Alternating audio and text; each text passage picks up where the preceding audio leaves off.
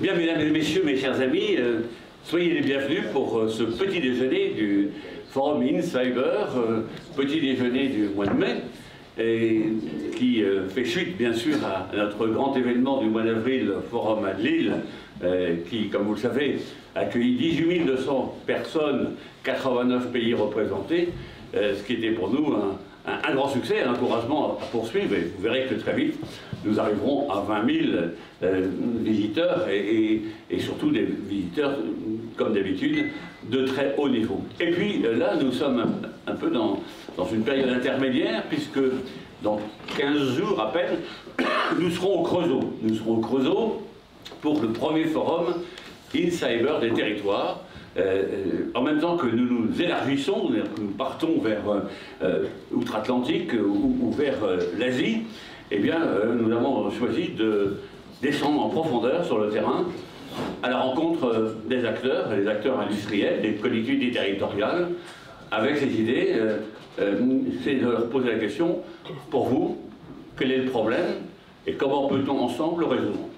Et d'ailleurs, ça sera un des sujets de ce forum des territoires. Un territoire comme le Creusot qui est en réindustrialisation phénoménale, hein, avec notamment le nucléaire, mais aussi avec l'intelligence artificielle, la robotique. On va voir comment les acteurs publics et privés peuvent en quelque sorte plateformiser une forme de résilience, une forme de connaissance mutuelle. Voilà, donc pour le futur, c'est-à-dire le 22 mai, si vous êtes au Creusot ou à côté, si vous passez par le Creusot, n'hésitez pas à vous inscrire, on peut vous envoyer un lien, cette façon c'est sur notre site internet Forum InCyber Europe. Alors aujourd'hui, nous sommes réunis pour un petit déjeuner sur la cybersécurité des mobilités. Il y a quelques jours après le forum de Lille, quand on s'est réunis et on a dit mais quel est le sujet qu'on va prendre pour le mois de mai, il y avait plusieurs sujets, dont celui-ci. Et puis finalement on a pris ce sujet et peu de temps après, même pratiquement au même moment, l'ANSSI a publié un rapport sur la cybersécurité des transports en commun. Et un rapport tout à fait intéressant, d'ailleurs on vous montrera la couverture et vous pouvez aller sur le site de l'ANSSI, vous le trouverez, tout à fait intéressant, dont Adouba nous parlera tout à l'heure. Et ce rapport, bien sûr, orienté sur les transports en commun, mais nous montre bien que la problématique de la sécurité des mobilités dépasse bien sûr les transports en commun. Pour moi, demain, dans quelques années, le piéton devra être connecté, parce que s'il n'est pas connecté, il ne sera pas reconnu, sauf éventuellement par des caméras intelligentes. Mais je pense que demain, tout ce qui bouge devra être connecté. Et donc, connu, reconnu, et peut-être traçable. Ça pose d'ailleurs un problème quasiment à la chinoise, hein, si vous voulez, mais la mobilité va être quelque chose de très large et qui va dépasser largement la voiture autonome, va concerner aussi elle concerne déjà les navires, les avions, enfin, tout ce qui est en train de se déplacer, de transporter. Je crois aussi que quand on pense aux mobilités, il faut penser à ce qui est fixe. Parce que quand on rentre dans un concept de smart cities avec l'IoT, comme on dit, quand on est distingué, l'Internet des objets, quand on est au Québec, et quand on nous dit qu'avec la 6G, 5G, c'est 1 million d'objets connectables au kilomètre carré, on voit bien que tout ce qui va bouger va traverser des zones qui sont hyper connectées.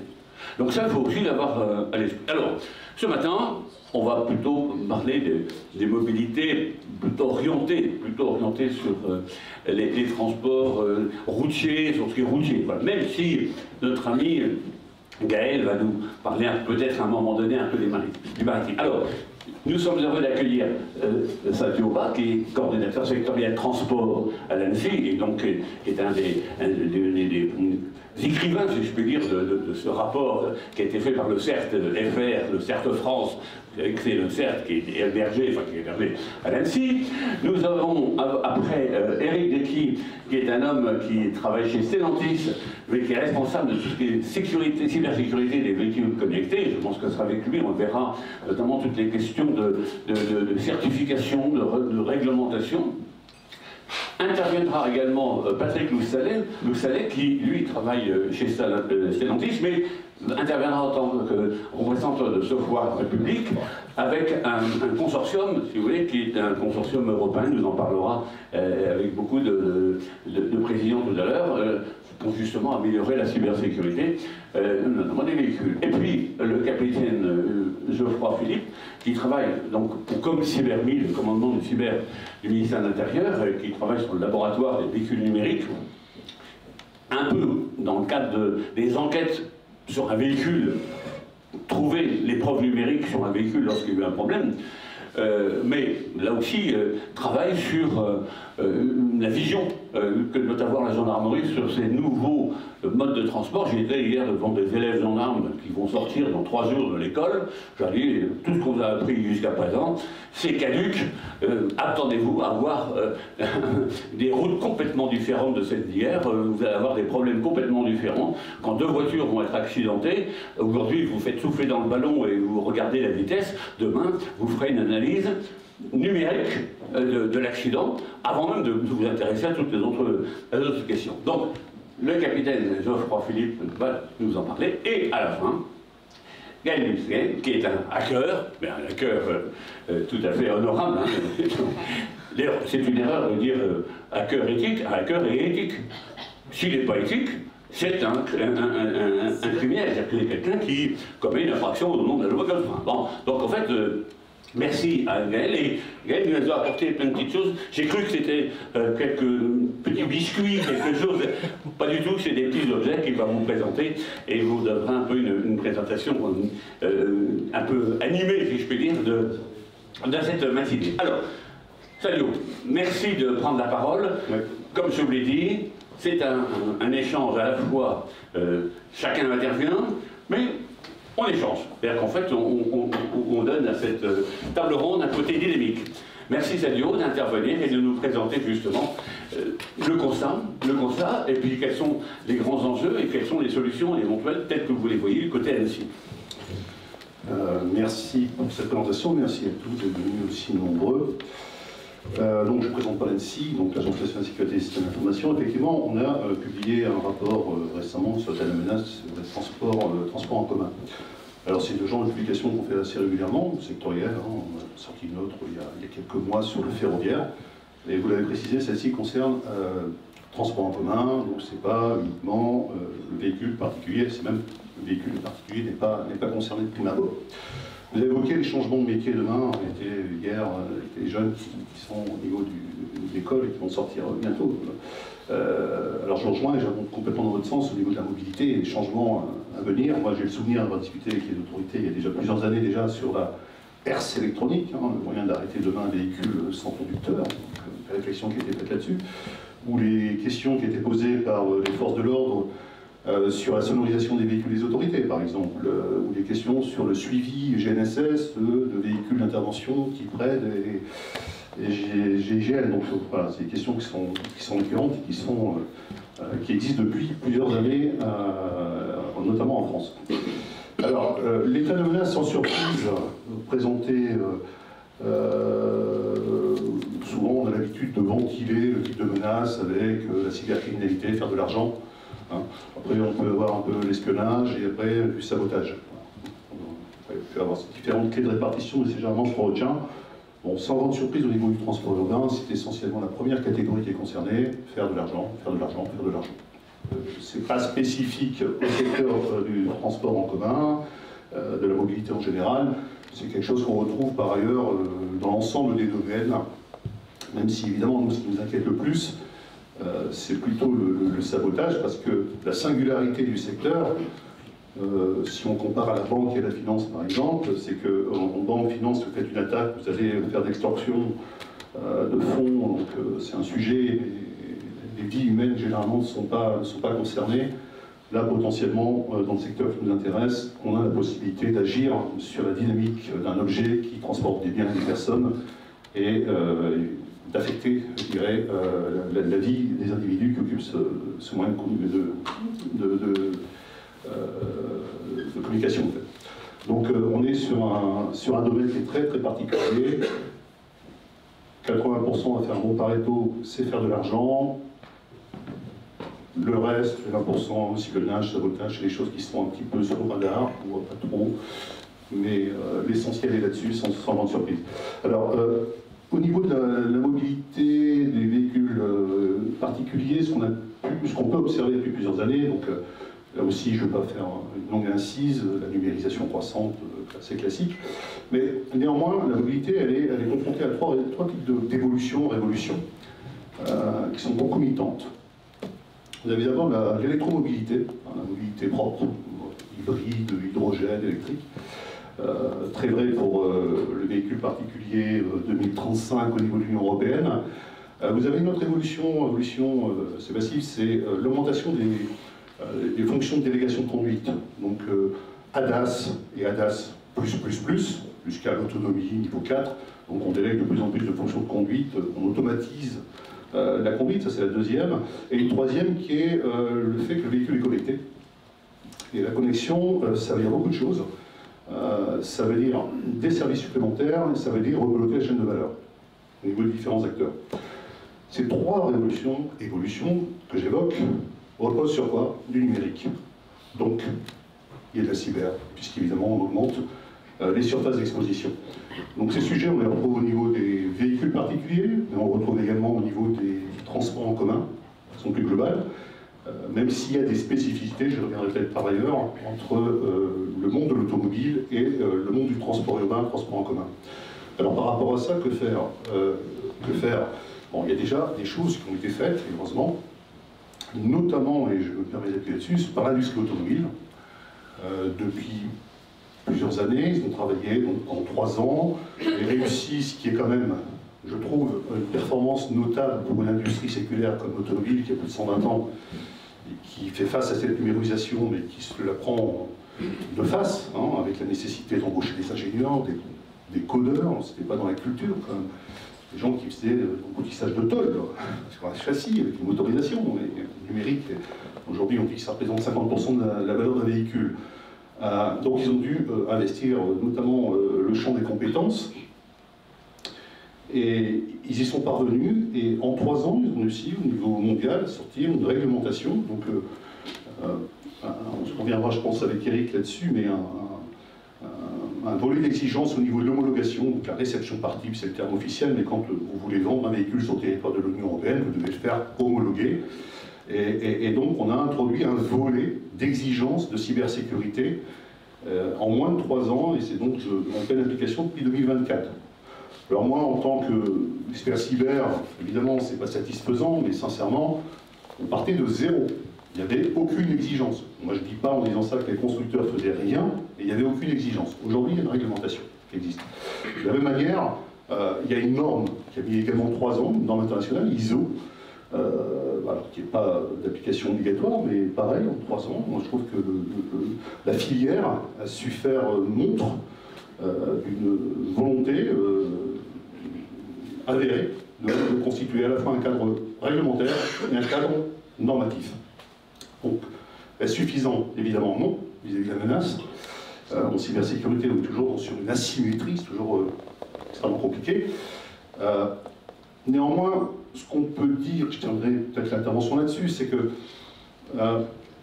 il y a en cybersécurité, vous savez, à 80%, je repense proportion de Pareto, on n'invente pas des grands concepts. Alors, il y a bien des technologies émergentes, type quantique, type IA, qui vont revenir rebeloter certains principes.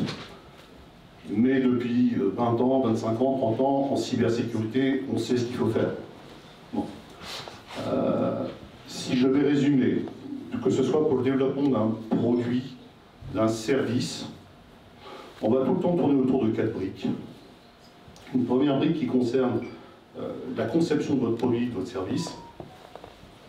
Et donc là, on vient évidemment partir sur une bonne analyse de risque, sur une architecture, sur du cloisonnement, sur du filtrage, donc des bons principes, ce qui est pris en compte par les réglementations et les normalisations que j'évoquais précédemment.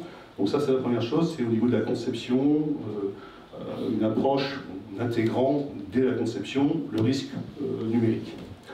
La deuxième, c'est que en cybersécurité, au vu de l'asymétrie que j'évoquais tout à l'heure, quand vous donnez un tampon sur un produit, quel que soit le produit, encore une fois, ça peut être un véhicule, un métro, un train, une brosse à dents connectée, vous apposez un tampon, dès que vous le mettez sur le marché, le tampon est caduc. Hein, on est dans un jeu où la menace évolue, les modes opératoires évoluent, des vulnérabilités apparaissent. Voilà.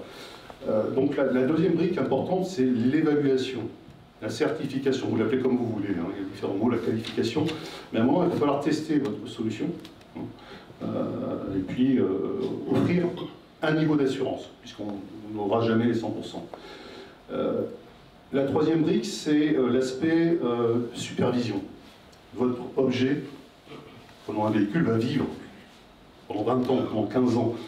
Et au vu de ce que je disais tout à l'heure sur le côté dynamique et les modes opératoires qui évoluent, il faut pouvoir tout le temps superviser, détecter les éventuelles attaques pour pouvoir y remédier. Donc l'enjeu de détection est très important, l'enjeu de supervision. Et enfin, la quatrième, ça va être, de toute façon, vous allez vous faire attaquer, qu'est-ce que vous allez faire? Donc la réponse. Voilà. Et si je regarde les 4 briques, je pense qu'au niveau de l'industrie automobile, après encore une fois je pourrais parler du métro, le transport urbain, je trouve que la première sur la conception, c'est intégré. Il y a même des technos aujourd'hui qu'on développe autour du véhicule, du software, de l'USDV, enfin il y a des choses qui sont faites au niveau de l'architecture. Donc je trouve que ça c'est bien pris en compte par la réglementation et par les constructeurs. Sur le deuxième, sur le test, je vous ai parlé de l'homologation. C'est encore un peu flou parce qu'on n'a pas d'outils à proprement parler. Vous savez, on dispose de méthodes pour certifier. Il faut partager des méthodes. Sur l'automobile qui contient une centaine de CU de calculateurs, c'est un système de système, c'est extrêmement compliqué d'élaborer une méthode.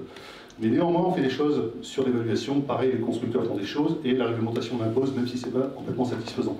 Et je pense, mais là on en parlera avec vous, je pense sur les 2 dernières briques, et sur la supervision et la détection, là je pense qu'il y a énormément de choses à faire. C'est le socle d'objets connectés. Voilà, c'est 1 million d'objets connectés qui se baladent et remonter des choses, superviser des choses, ça c'est... Voilà. On connaît un socle territorialisé sur une informatique classique, mais sur comme ça des objets avec un halo numérique, c'est une notion un peu différente. Et sur la réponse à incident, on a, heureusement encore aujourd'hui, je terminerai par là, eu 0, accident provoqué par une cyberattaque avérée en source ouverte qui ait provoqué la mort d'un individu, que ce soit en faisant dérailler un train, en intervenant sur un métro, en faisant chuter un avion ou en provoquant un accident de la route. Voilà.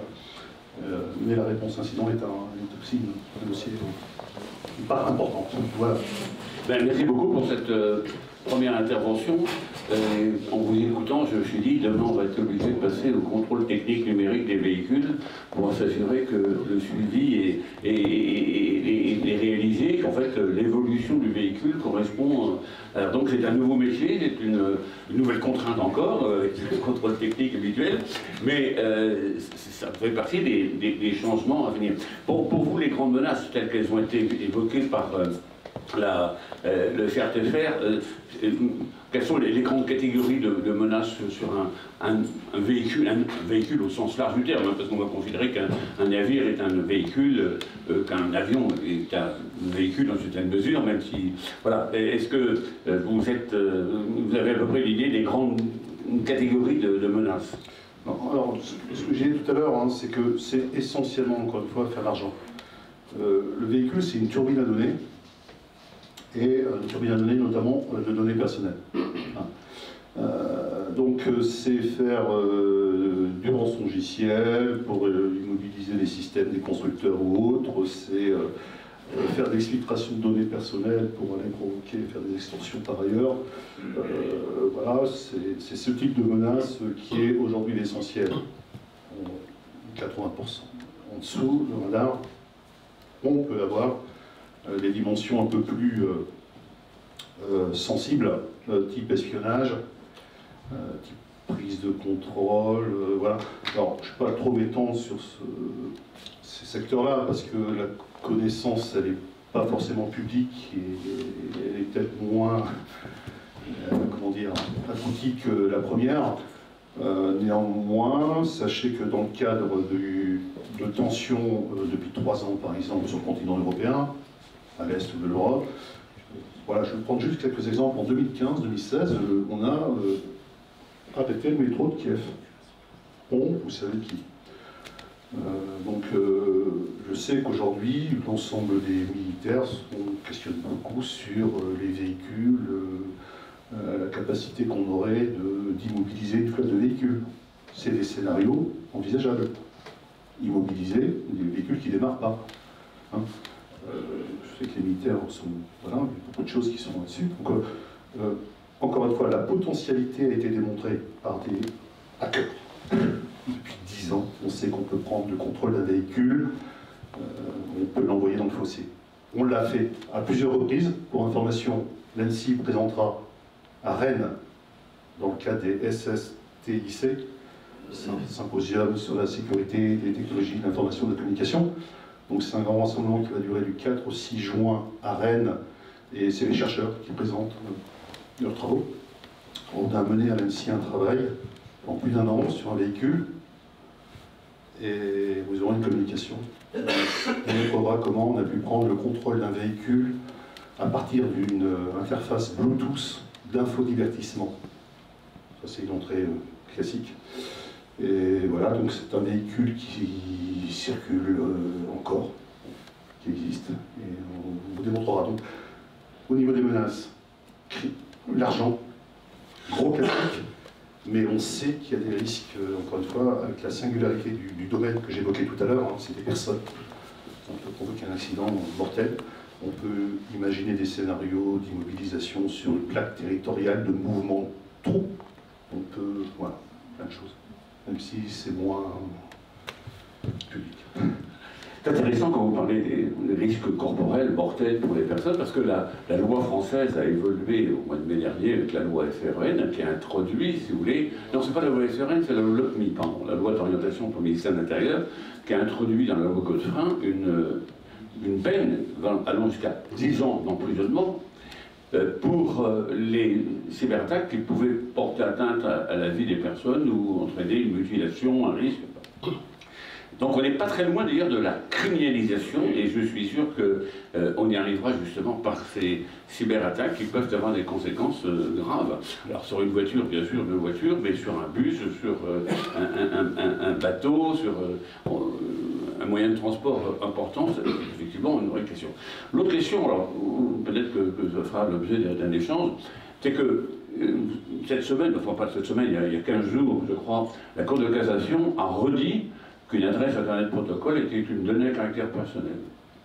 Quand on prend la voiture, et vous avez parlé de données à caractère personnel, quand on prend maintenant la voiture, tout le traitement des données sont des données qui finalement nous profilent, par rapport à notre trajectoire, qui nous profilent par rapport à nos modes d'action, la manière avec laquelle nous conduisons. Donc je pense qu'on va avoir aussi, au travers de ça, des questions juridiques peut-être assez inédites, et qui intéresseront sans doute la Commission nationale informatique et liberté, pas simplement elle, l'ensemble de l'Union européenne.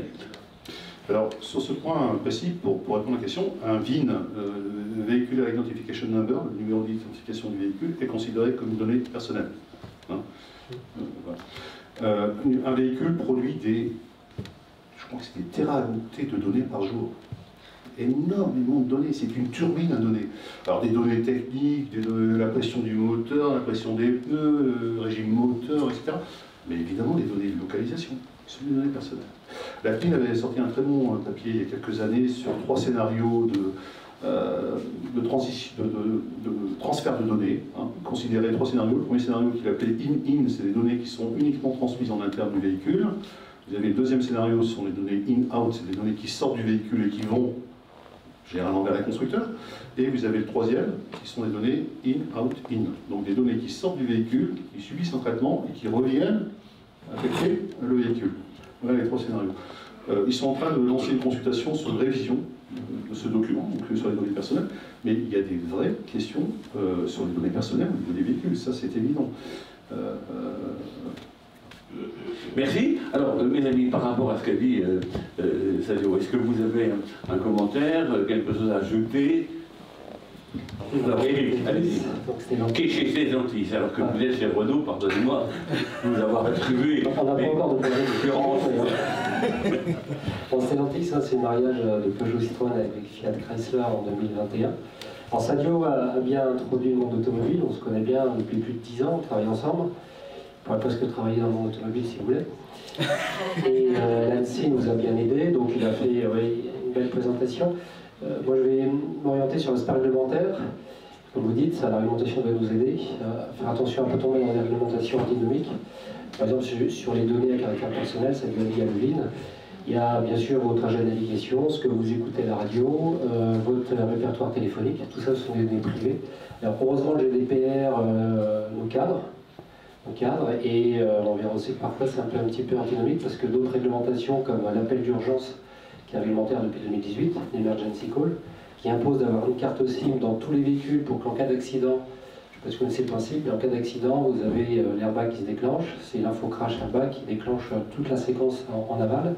On envoie un SMS de géolocalisation au secours pour vous aider, plus un appel téléphonique, donc on a un mini-téléphone dans la voiture, et c'est réglementaire, c'est obligatoire, et qui après, avec connectivité avec le back-office, va permettre de dépêcher les secours plus rapidement sur le lieu de l'accident, en fonction aussi du nombre d'occupants dans le véhicule, s'il y a d'autres véhicules accidentés. Et donc on a deux réglementations, une qui impose d'être connecté tout le temps, et GDPR qui propose d'avoir le droit à la déconnexion. Donc on a une réglementation antinomique. On en a deux autres aussi qui nous objectivent en ce moment. Alors on a, je vais en parler un petit peu de la réglementation, il y a un cadre technique, normatif et réglementaire. Je vais commencer par l'aspect réglementaire. Donc on a la R155 dans son petit numéro qui nous oblige de faire tout un tas de choses, et dont la fermeture du port OBD, la prise diagnostique, c'est ce qu'on appelle une backdoor dans un véhicule. Les voleurs de voiture ils connaissent bien, ils cassent une vitre, ils se branchent dessus et puis ils font tout un tas de choses. Donc cette réglementation nous oblige, mais on l'avait fait bien avant le texte réglementaire, d'isoler ce port OBD. Mais une autre réglementation, qui est le Repair Maintenance Information, nous impose d'ouvrir cette même prise diag pour la réparation indépendante. C'est lié à notre faveur. Donc parfois on est au milieu de réglementations qui sont antinomiques, qui on dit mettez-vous d'accord, parlez entre vous pour savoir ce qu'on va faire. Ça c'est sur le plan réglementaire, donc elle existe depuis 2022-2024. Il y en a aussi une autre qui est sur la mise à jour logicielle à distance, et je reviendrai sur les menaces cyber. Donc comment on met à jour les logiciels des calculateurs à distance, façon Tesla depuis 2014, tout le monde en rêve. Donc c'est une vraie menace parce que un risque et menace, si on fait mal les choses, on injecte un malware, donc on peut prendre le contrôle du véhicule à distance. Et puis une opportunité, puisque tous nos patchs cyber, on va les pousser en mise à jour logicielle over-the-air, sans avoir à faire des campagnes de rappel.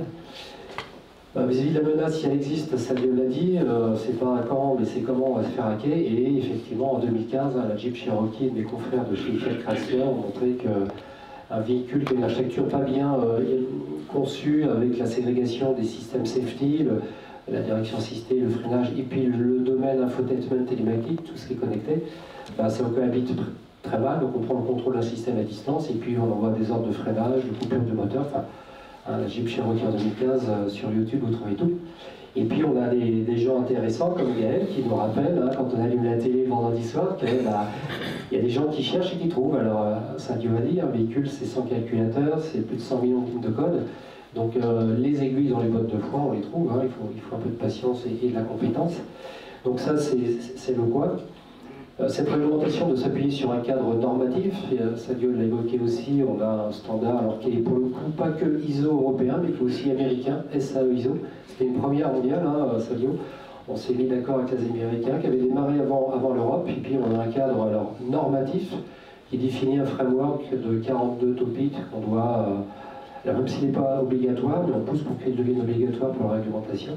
42 topics sur la gouvernance, les exigences, la traçabilité, le supplier management, tout un tas de choses qu'on met en place. Et puis au plus bas, un cadre technique qui dit effectivement, techniquement, on doit stocker des clés dans des mini coffres forts, on appelle les HSM, dans des microcontrôleurs, et sur certains calculateurs sensibles du véhicule. Dans ce cadre réglementaire, il est arrivé en 2022, on a démarré une connectivité dans les années 2010, donc heureusement on n'a pas attendu sa réglementation. Petite parenthèse pour revenir sur la Jeep Cherokee, en termes d'impact, même s'il y a eu 0 mort, 0 blessé, effectivement il n'y a pas eu d'autres attaques ultra médiatisées. C'était deux chercheurs à l'époque éthiques, Charles Miller et Chris Valasek, qui ont juste démontré que si les constructeurs se mettent à connecter les voitures sans se préoccuper de la sécurité, on pouvait avoir ce genre de problème. Donc j'ai bien connu la fin de l'histoire juridique du dossier, parce que 0 mort, 0 blessé, n'empêche que ça a fait le buzz aux États-Unis. Ça a alerté les autorités politiques publiques locales, pour dire on ne peut pas laisser ça comme ça, on va vous imposer un cadre réglementaire, ce qui est plutôt très bien. Mais un rappel de 1 400 000 véhicules, c'est pour ça que la mise à jour logicielle à distance est importante. Et puis après, aux États-Unis, donc là on a des class action, 2000 clients qui demandaient 2000 $ d'indemnité sur la dépossession marchande d'un véhicule. Donc on arrive à peu près à 400 millions de $, plus 200 de campagnes de rappel, on est à plus d'1 milliard de dollars, avec 0 mort, 0 blessé, juste un buzz médiatique. Et ça, j'avais dit à notre président quand on était en projet de fusion avec Fiat Chrysler dans les années 2000. Donc il y a le risque sécurité pour les individus, il y a le risque financier. Et sécurité, on a un petit peu parlé des aides à la conduite. On a 3 grosses méga-trends d'évolution dans le monde automobile. L'électrification, qui impose de la connectivité quand vous voulez connaître les stations de recharge disponibles. Le plug and charge, vous avez un certificat pour vous authentifier directement à la borne sans sortir votre badge, et puis c'est plug and play, façon Tesla. Et puis ces ADAS qui demandent aussi la connectivité. Dans les ADAS, il y a toute une scalabilité, je ne sais pas si vous connaissez, mais le L2, vous avez les mains sur le volant et vous continuez à monitorer la conduite, c'est ce que vous avez certainement tous, une régulation de vitesse dynamique. Le L2+, vous lâchez le volant, façon Tesla, et vous regardez quand même la route, vous ne passez pas sur siège passager pour faire un selfie. Le L3, c'est là où vous déléguez complètement la conduite au véhicule, et le véhicule devient complètement autonome dans sa conduite, et vous n'êtes plus dans la boucle. Donc en termes de redondance, vous n'êtes plus là pour assurer la redondance. Et là, c'est une menace qui devient escaladable, qui devient de plus en plus élevée.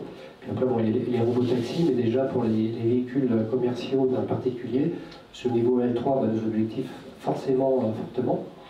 Alors il peut y avoir l'attaque d'un véhicule au coin de la rue, comme ils l'ont fait à l'époque chez Almir avec les CLSR, et puis il y a des attaques du côté du débarqué dans nos serveurs, puisqu'on a des fonctions, par exemple, on met en place le Remote Stop Engine. Vous avez votre véhicule qui est volé, vous prenez votre compte client et vous déclarez votre véhicule client, et le prochain arrêt, le véhicule ne redémarre pas, il est verrouillé. Si toute cette chaîne-là est mal orchestrée, on avait discuté ça il y a quelques années, on va imaginer une cyberattaque de nos serveurs informatiques et qui, à distance, bloque demain matin 1 million de voitures sur la route en France, juste un arrêt, pas forcément pour des accidents.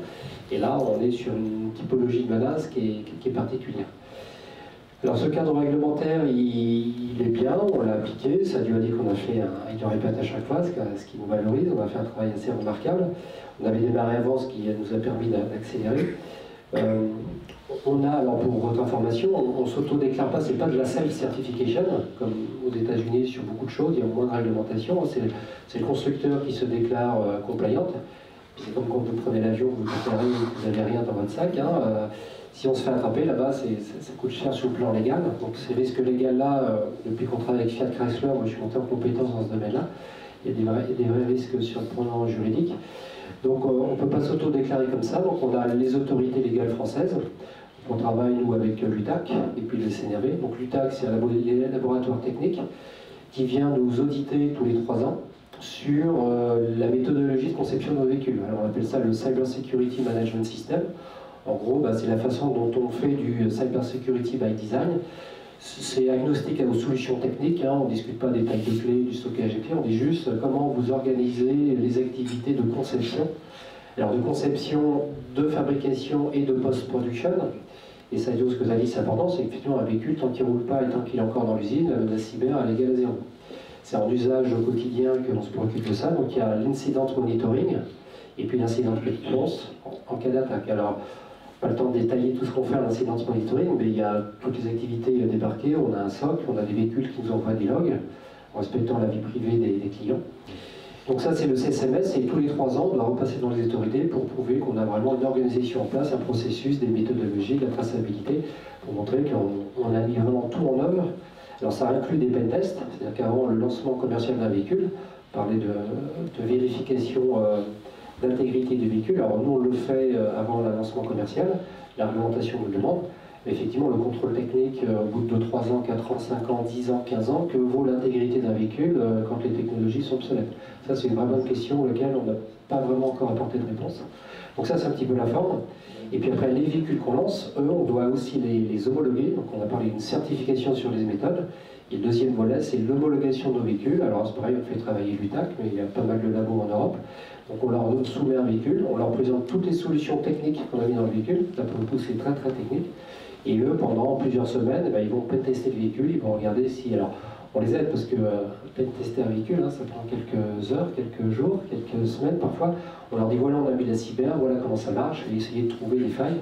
Donc c'est un petit peu un complément, et eux, ils donnent un tampon technique sur la conformité du véhicule avec leurs propres évaluations, en complément de tout ce qu'on a pu démontrer en termes de penetration test, alors accessoirement qu'on fait faire par des sociétés externes, des Thales, des Airbus, enfin tous les gens qui nous aident bien. Et puis cette homologation, c'est comme pour toute réglementation pour un véhicule, la dépollution, le freinage. On a notre certification d'homologation qui est délivrée par le CNRV, et sans certificat, on ne peut pas vendre de véhicule. Donc ce qui fait qu'on est plutôt bien cadré en termes de réglementation, qui s'appuie sur un standard, et ce standard s'appuie sur des solutions techniques. Donc il y a toute une cohérence. On avait démarré dans les années 2017-2018, ça a été mis en place en 2024 pour les nouveaux types, en 2022 pour les nouveaux types et en 2024 pour les tout types. Et puis pour terminer sur l'aspect réglementaire, là aussi les normes anti-pollution, vous avez forcément entendu parler des normes Euro 4, Euro 5, Euro 6 et l'Euro 7 qui arrive dans 2 ans. Alors c'est toujours moins en moins de pollution. Donc sur les moteurs thermiques, mes experts en dépollution disent qu'il y a des particules qui sont de plus en plus petites, donc il va falloir inventer des capteurs pour détecter le niveau de particules. L'Euro 7 a attrapé un bon sujet qui est, alors là, tu parlais de valeur marchande, les clients, l'attaquant, la typologie de client, c'est le client lui-même qui se met à bricoler son véhicule. On connaît ça sur le changement de kilométrage avant de vendre son véhicule d'occasion. On baisse de 100 000 km, ça fait monter la valeur marchande. On connaît les gens qui désactivent l'AdBlue. Vous savez, l'AdBlue, c'est l'urée qu'on injecte en post-combustion pour tuer les NOx à l'échappement. Bon, on met de l'AdBlue tous les 2500 km, donc les chauffeurs de taxi désactivent. Donc l'Euro 7, là, ils ont été plus loin, ils ont affiché un volet qu'on appelle d'anti-tampering, qui fait que si le véhicule sort de son cadre réglementaire, sur un tas de paramètres qu'ils ont mis en place, eh bien, on pourrait aller jusqu'à interdire l'usage du véhicule par le client. Alors ça nous oblige à collecter des données, c'est pour ça qu'on est dans le cadre privé par privé. Le client qui change la conformité réglementaire de son véhicule, est-ce que c'est privé ou pas?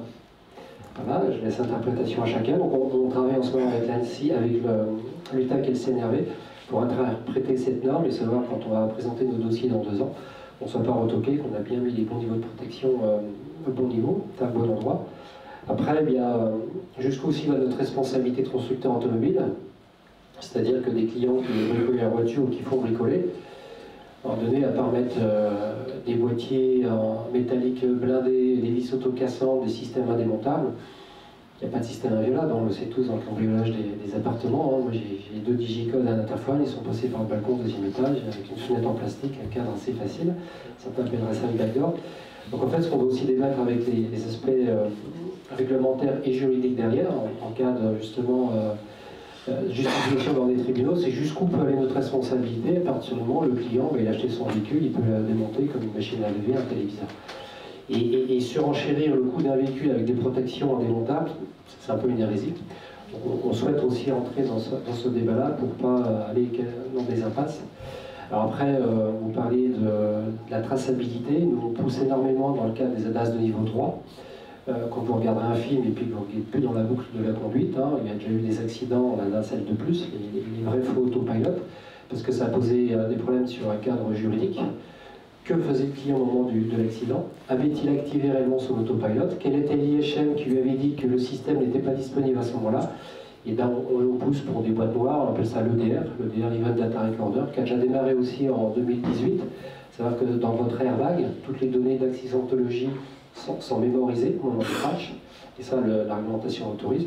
Donc il y a la typologie de la conduite, la vitesse véhicule, pour des post-analyses juridiques, avec bien sûr un cadre légal qui va bien. Et donc il y a aussi une réglementation sur les conduites automatisées.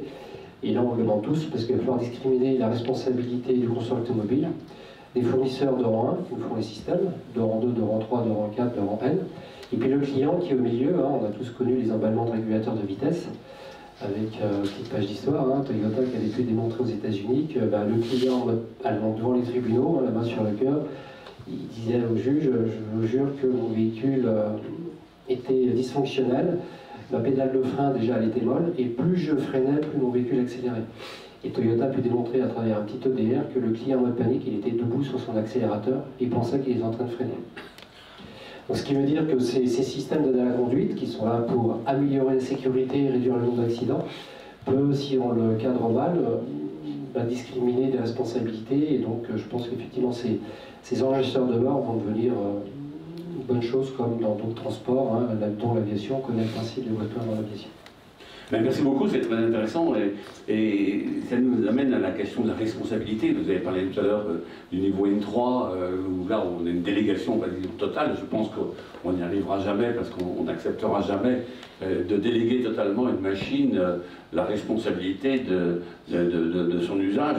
Et ça nous amène d'ailleurs à la question de l'intelligence artificielle qui est responsable. Est-ce que c'est l'intelligence artificielle qui est responsable? Est-ce que c'est l'humain qui demeure responsable? Oui, c'est l'humain qui demeure responsable. Patrick, je vais vous faire une page de publicité pour me faire pardonner d'avoir dit que vous n'étiez pas chez Renault. Vous êtes chez Renault. J'ai une Renault. 350 000 km, bientôt, pièce d'origine. Elle est 2008, elle n'est pas connectée. Est-ce qu'un jour on va me dire, mais monsieur, vous n'avez... Alors déjà, il y a une maire à Paris qui m'interdit d'entrer, sauf nuitamment, vous savez, comme autrefois on enterrait les pestiférés nuitamment, j'ai le droit de sortir de Paris nuitamment avec ma voiture.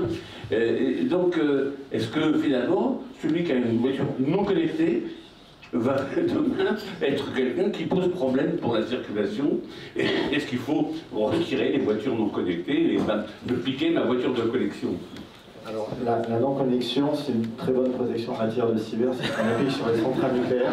Donc, en fait, je vous conseille de la garder non connectée de ce point de vue-là. Sinon, effectivement, merci. Je suis chez Renault dans un consortium qui s'appelle Software République. Alors, c'est un consortium que Renault a créé avec 7 partenaires. Donc, Thales, Orange, ST Microelectronics, Dassault Systèmes, JC2Co, et le but c'est de créer des projets autour de la mobilité, des bornes de recharge de l'énergie et puis du véhicule connecté. Et moi, Sadou a fait une petite introduction, je vais vous parler de supervision en matière de cybersécurité. Donc Sadou l'a bien rappelé, on a de plus en plus de véhicules qui sont connectés, partagés avec l'amélioration des services, mais c'est une augmentation également des surfaces d'attaque. Eric a parlé du cyber by design qui consiste à segmenter les zones entre les zones infotainment et puis les zones sécurisées qui contiennent tous les éléments de conduite. Et comme l'a bien dit Sadiou, lorsqu'on sort d'une voiture, il se trouve qu'au fil du temps, l'évolution des menaces va faire qu'on va avoir de nouveaux risques qui vont peser sur ces véhicules. Et donc il faut être capable de monitorer au fil du temps les véhicules et la réglementation dit tout le long de leur cycle de vie. Et c'est pour ça qu'on a lancé au sein de Software République, donc avec Thales, en s'associant avec Thales et Cisco, une filiale de Thales sur les systèmes embarqués, pour développer un système de monitoring des véhicules se basant sur des sondes embarquées, basées elles-mêmes sur l'étude régulière de scénarios d'attaque qui seront mis à jour par une équipe dédiée. Dédiée à l'analyse des scénarios d'attaque appliqués au monde de l'automobile et de l'IoT en général. Donc ces sondes elles-mêmes, ça va au-delà de la réglementation dans la mesure où on les met dans un format unique pour en faciliter le traitement. On a un module de filtrage on-board qui permet de limiter la bande passante des informations transmises entre la partie embarquée et la partie débarquée. Juste un élément de rappel, sur les terabytes là, qui sont échangés, c'est au niveau du réseau on-board. La communication d'un véhicule généralement entre l'on et l'off-board, c'est 1 à 2 gigabytes par an. Pourquoi? Parce que quand on parle des données de coût, c'est à peu près 1 € le gigabyte en ordre de grandeur. On a vraiment une contrainte au niveau des constructeurs automobiles qui est de limiter cette bande passante pour l'ensemble des services connectés, sinon on a des coûts de connectivité qui deviennent extrêmement élevés et donc ça pèse sur les comptes de résultats des constructeurs. Et donc ce système-là, son enjeu, c'est de pouvoir filtrer les informations les plus pertinentes en matière de cyber, c'est le fameux log cyber, de manière à remonter que les plus pertinents vers l'offboard. Et là, on a deux types de traitements, soit des traitements basés sur des scénarios d'attaque connus, qui peuvent être documentés par tous les pentesters comme Gaël, qui ont étudié ces scénarios d'attaque, ou basés sur des consortiums qui étudient ces scénarios d'attaque comme NITRE ou AutoISAC, ou en matière si on va plus loin, utiliser ce qu'on appelle des techniques d'intelligence artificielle. Là, c'est les algorithmes basés sur la détection d'anomalies. On observe le système dans son fonctionnement en comportement normal, de conduite, en recharge, lorsque la navigation ou le multimédia sont fonctionnels. Et puis, c'est de pouvoir détecter par rapport à cet étalonnage qu'on aura réalisé sur les véhicules juste à la sortie d'usine, parce qu'on considère qu'ils sont sains, de pouvoir dire, en roulage, sur tel ou tel type de véhicule ou sur telle flotte, on constate des déviations par rapport à ces comportements. Donc c'est pas forcément caractéristique d'une cyberattaque, mais ça fera l'objet d'investigations complémentaires. Ça peut être un problème qualité du véhicule, mais en cas de détection de cyberattaque, donc il y a une cellule qui se réunit au sein du constructeur avec les équipes du Security Operations Center, de manière à pouvoir prendre des bonnes réactions sur le ou les véhicules concernés, avant que l'attaque atteigne les zones les plus sensibles du véhicule. Donc ça, c'est le principe de la solution qu'on a développée. Alors pourquoi on s'est associé avec des gens spécialistes de la cyber comme Thales, et pourquoi on avait besoin de cette association, c'est qu'en fait, historiquement, tous ces systèmes de supervision sont assez matures sur la partie IS/IT. Quand on veut les appliquer dans le monde de l'embarqué, on a des contraintes de ressources. C'est pas que pour l'automobile, c'est également vrai pour les trains, pour les bornes de recharge, pour les bateaux. Les contraintes de ressources, c'est à la fois sur les calculateurs embarqués, il faut utiliser quelques pourcentages de la CPU des calculateurs, parce que l'intérêt et le fonctionnel du véhicule prime sur la cybersécurité. Alors ça, c'est vrai pour tous les systèmes embarqués, y compris pour les systèmes embarqués de la défense. Premier élément de contrainte, et puis le deuxième élément de contrainte, je le disais, ce sont les éléments de bande passante, où on est obligé de limiter les informations que l'on remonte côté off-board. Donc c'est pour ça que... Et le troisième élément, c'est de connaître les architectures embarquées. Donc c'est pour ça qu'on avait besoin de cette association entre des gens qui pratiquent ces architectures embarquées, les sécurisent et les équipes de Thales pour pouvoir vraiment co-construire ce système qui est un tout-end. Merci, c'est intéressant ce que vous avez dit parce que je pense maintenant qu'une voiture, comment va-t-on la définir?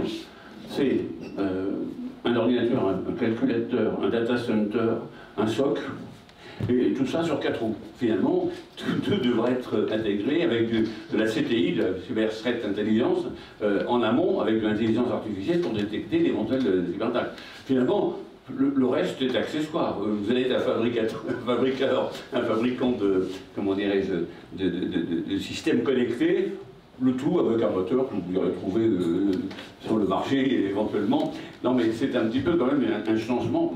Ma première voiture, ça c'est pour faire plaisir à notre ami, c'est une 404. J'ouvrais le capot, je savais démonter la voiture.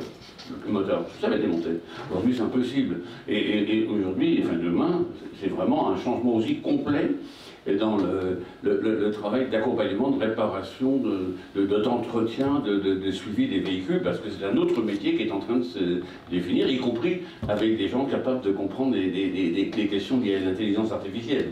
Alors effectivement, on fait face à un problème de compétences sur le marché. Pour être capable de créer ce système-là, il faut à la fois des gens qui connaissent l'embarqué, c'est plusieurs années de formation, les architectures électroniques, les attaques cyber, et puis qui se soient formés aux techniques d'intelligence artificielle.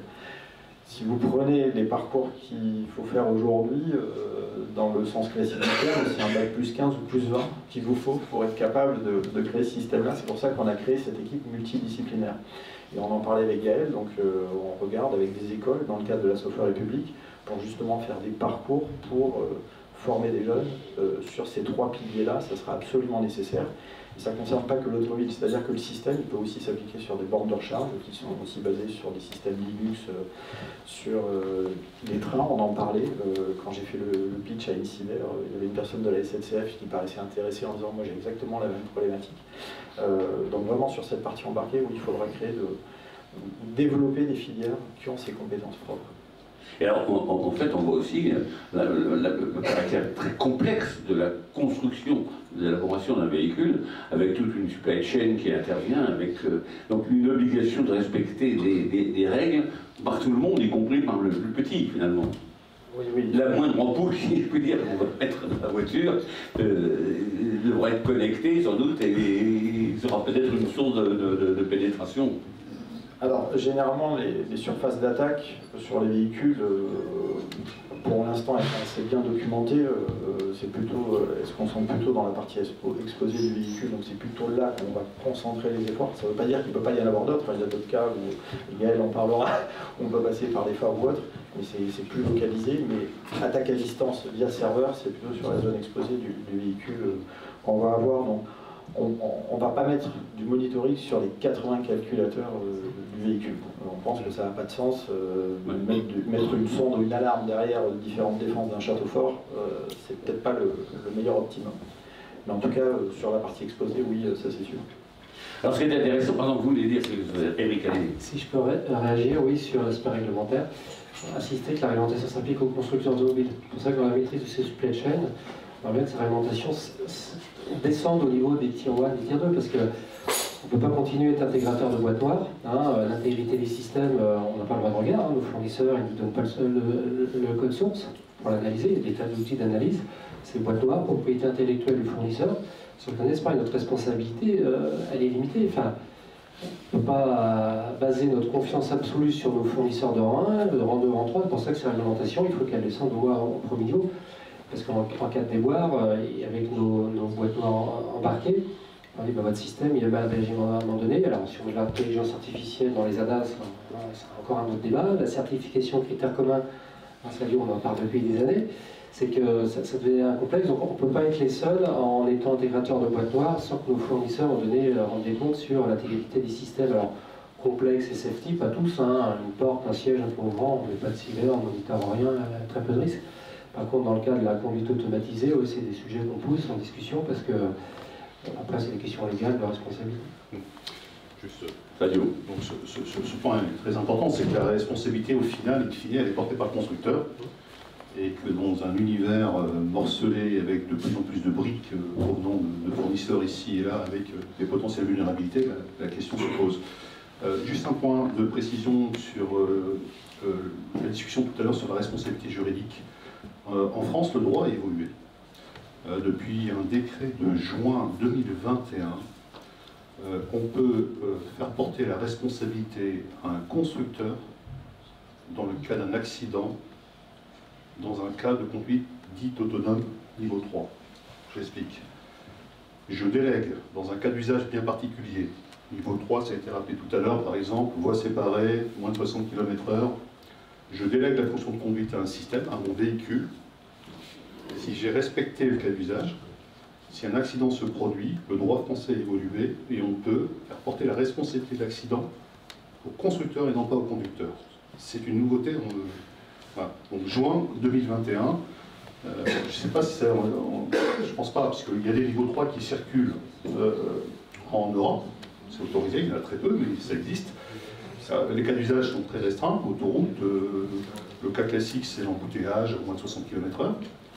Je ne pense pas que l'action qui s'est appuyée sur cette nouveauté juridique, mais elle a été introduite dans le droit français depuis juin 2021. On peut faire porter la responsabilité d'un accident dans le cadre d'une conduite autonome au constructeur. Donc c'est encore pour remonter dans le sens où il faudra peut-être clarifier un moment.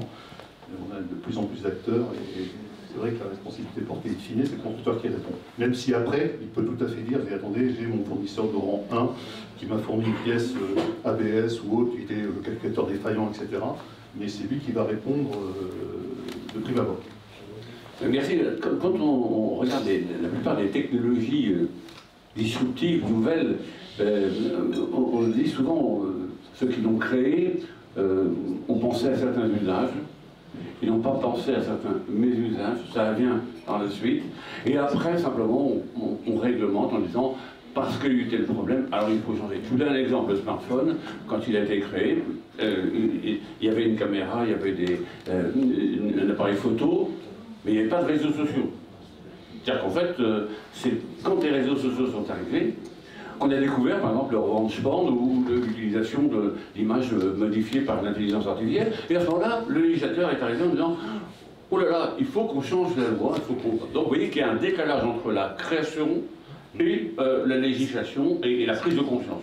Et il me semble quand même qu'avec la voiture autonome, le véhicule autonome, enfin les systèmes, comment dirais-je, les mobilités aujourd'hui, les choses sont un peu différentes. Et là, je vais passer la parole à Geoffroy Philippe, parce que il me semble que depuis l'origine, alors que bien sûr, la voiture autonome, c'est pas quelque chose qui part de zéro à l'infini du jour au lendemain, mais c'est une progression constante depuis, on va dire, 2018. Hein, ça fait maintenant 7-8 ans qu'on en parle avec une progression. Il me semble que là, il y a un changement de portage.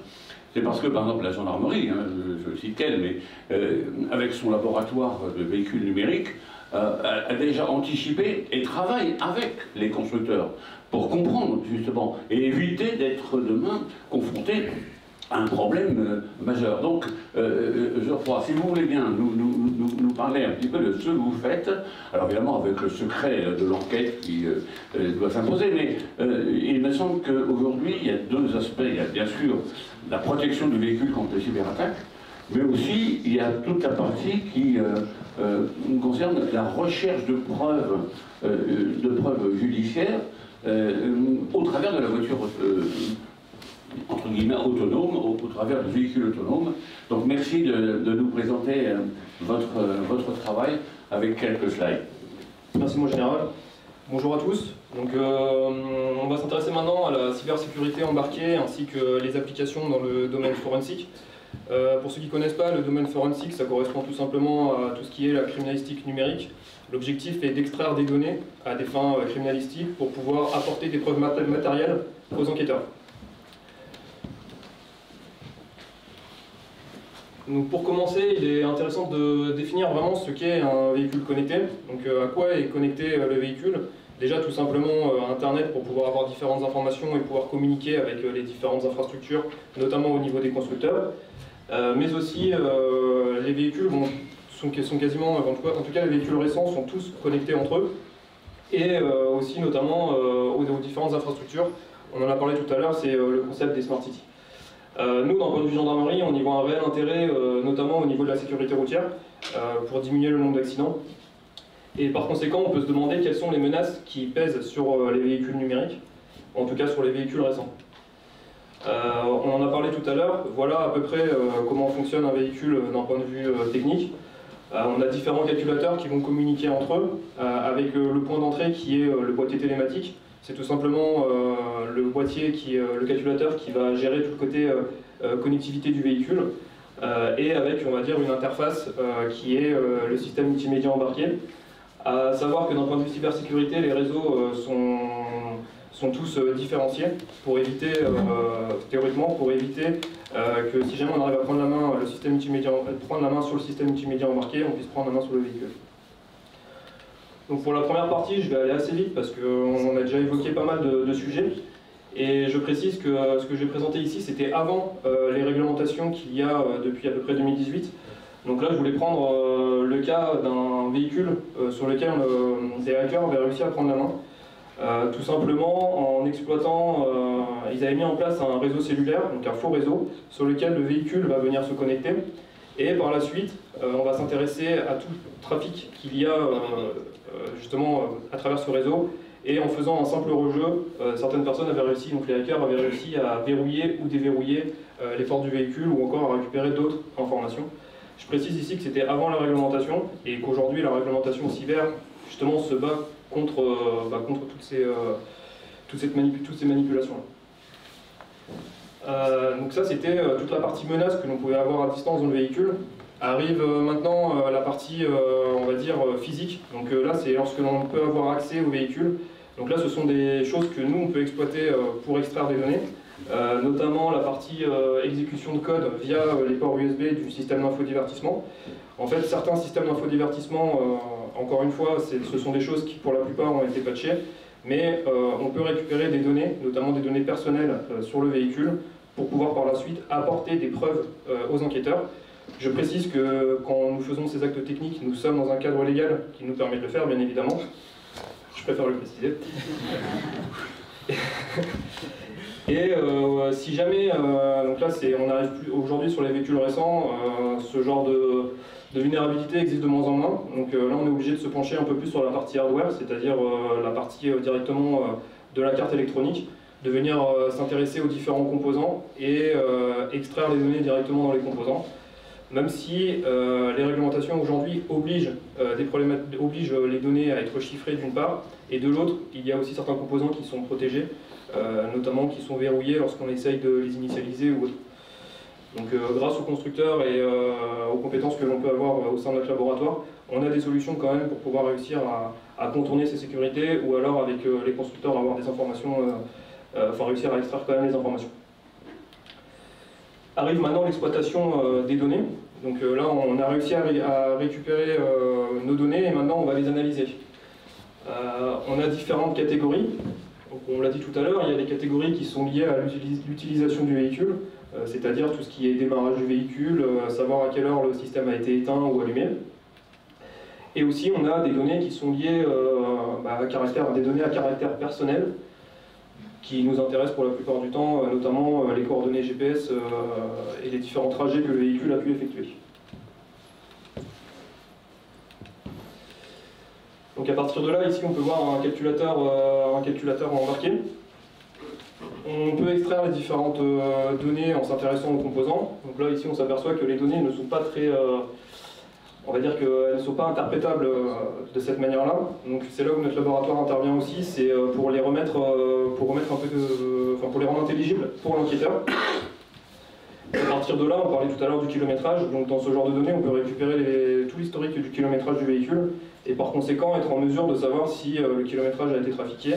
On peut réussir à récupérer aussi des numéros d'identification de véhicules et potentiellement pouvoir identifier qu'une pièce a été volée parce qu'elle a été installée dans un nouveau véhicule. Et par conséquent, on retrouve 2 numéros d'identification, ce qui pour les enquêteurs, dans le cadre de vol de véhicules, peut être très intéressant. Arrivent aussi des formats qui sont un peu plus atypiques, où là notre expérience nous permet de pouvoir retracer les différents trajets. Donc là, cette partie-là, ça correspond tout simplement à des coordonnées qui sont redatées. Donc là, c'est juste pour rentrer un peu plus dans le détail. Et là, c'est intéressant parce qu'on se rend compte qu'en exploitant ce jeu de données, on arrive à remonter toute la vie du véhicule, notamment le tout premier trajet qui a été réalisé au moment où le véhicule sort de l'usine, parce qu'ici, il s'agit d'une usine automobile.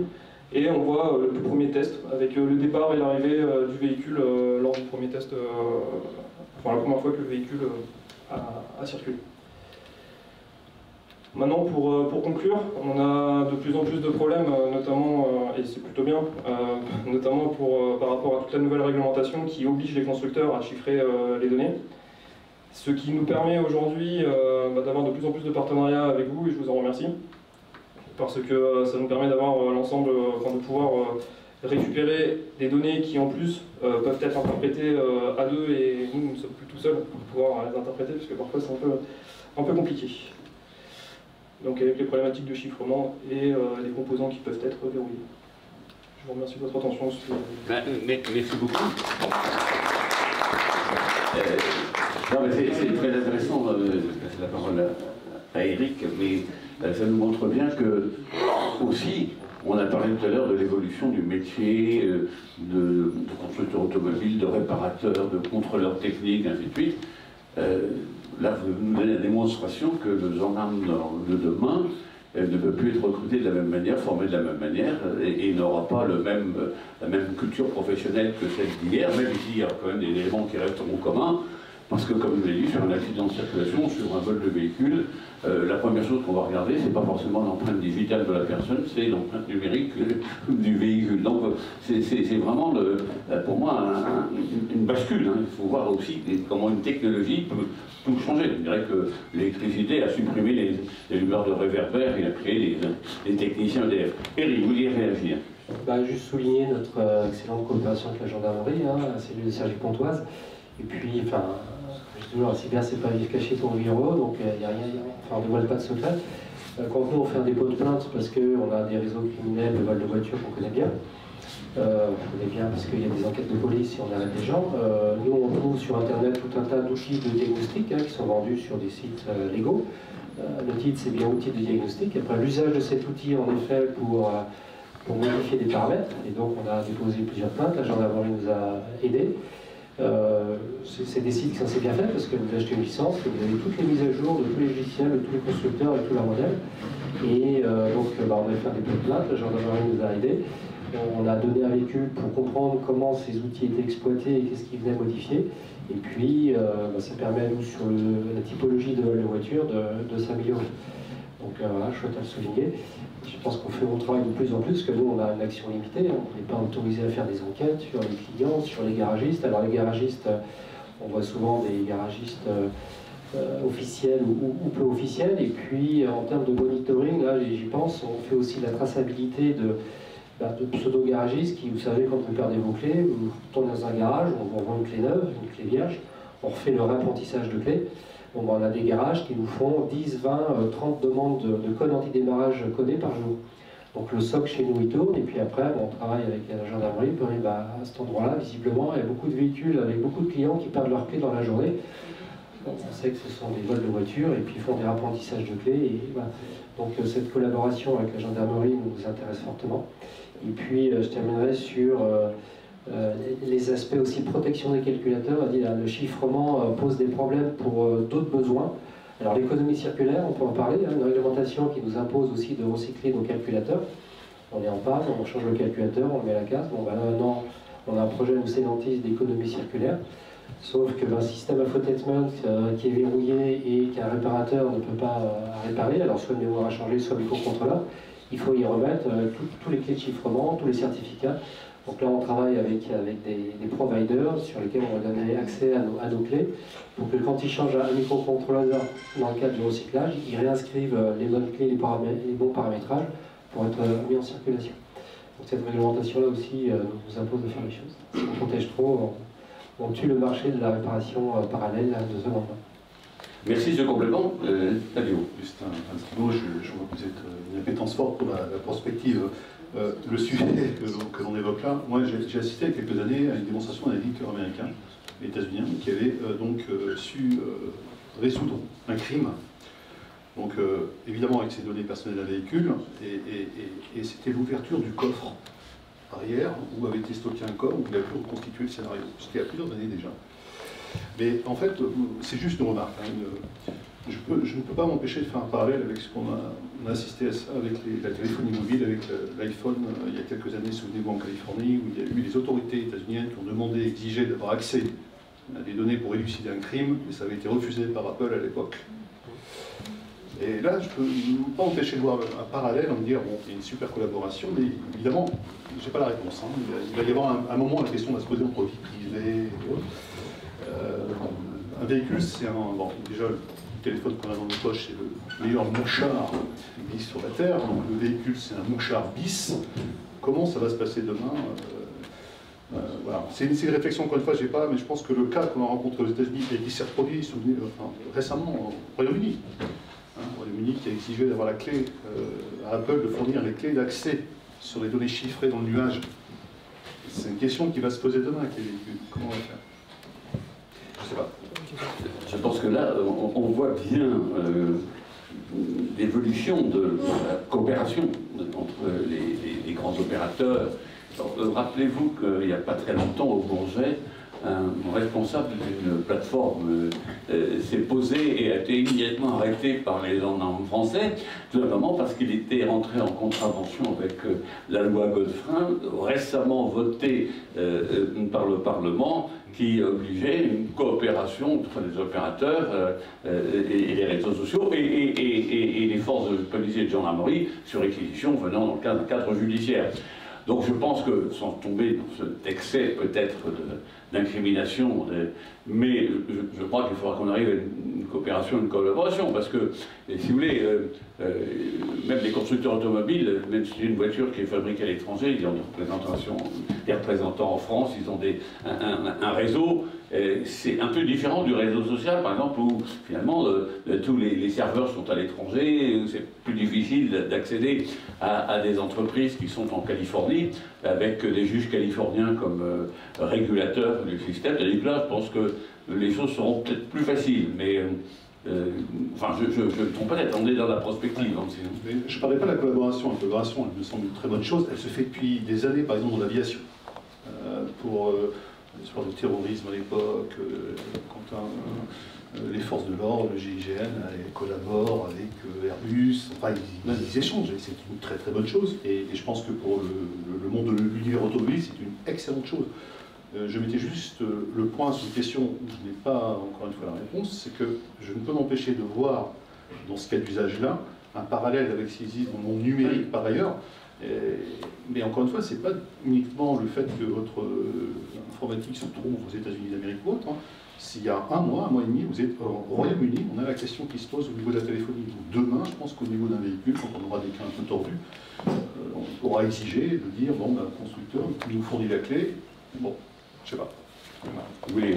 Après, peut-être agir sur la partie débarquée et non directement on-board, étant donné que sur la partie débarquée, logiquement, le constructeur a directement accès à certaines données. Et il n'y a pas forcément de problème de chiffrement à proprement parler, parce que je suppose que c'est plus la communication qui est chiffrée entre le véhicule et le serveur. Après, sur le serveur, je ne sais pas si...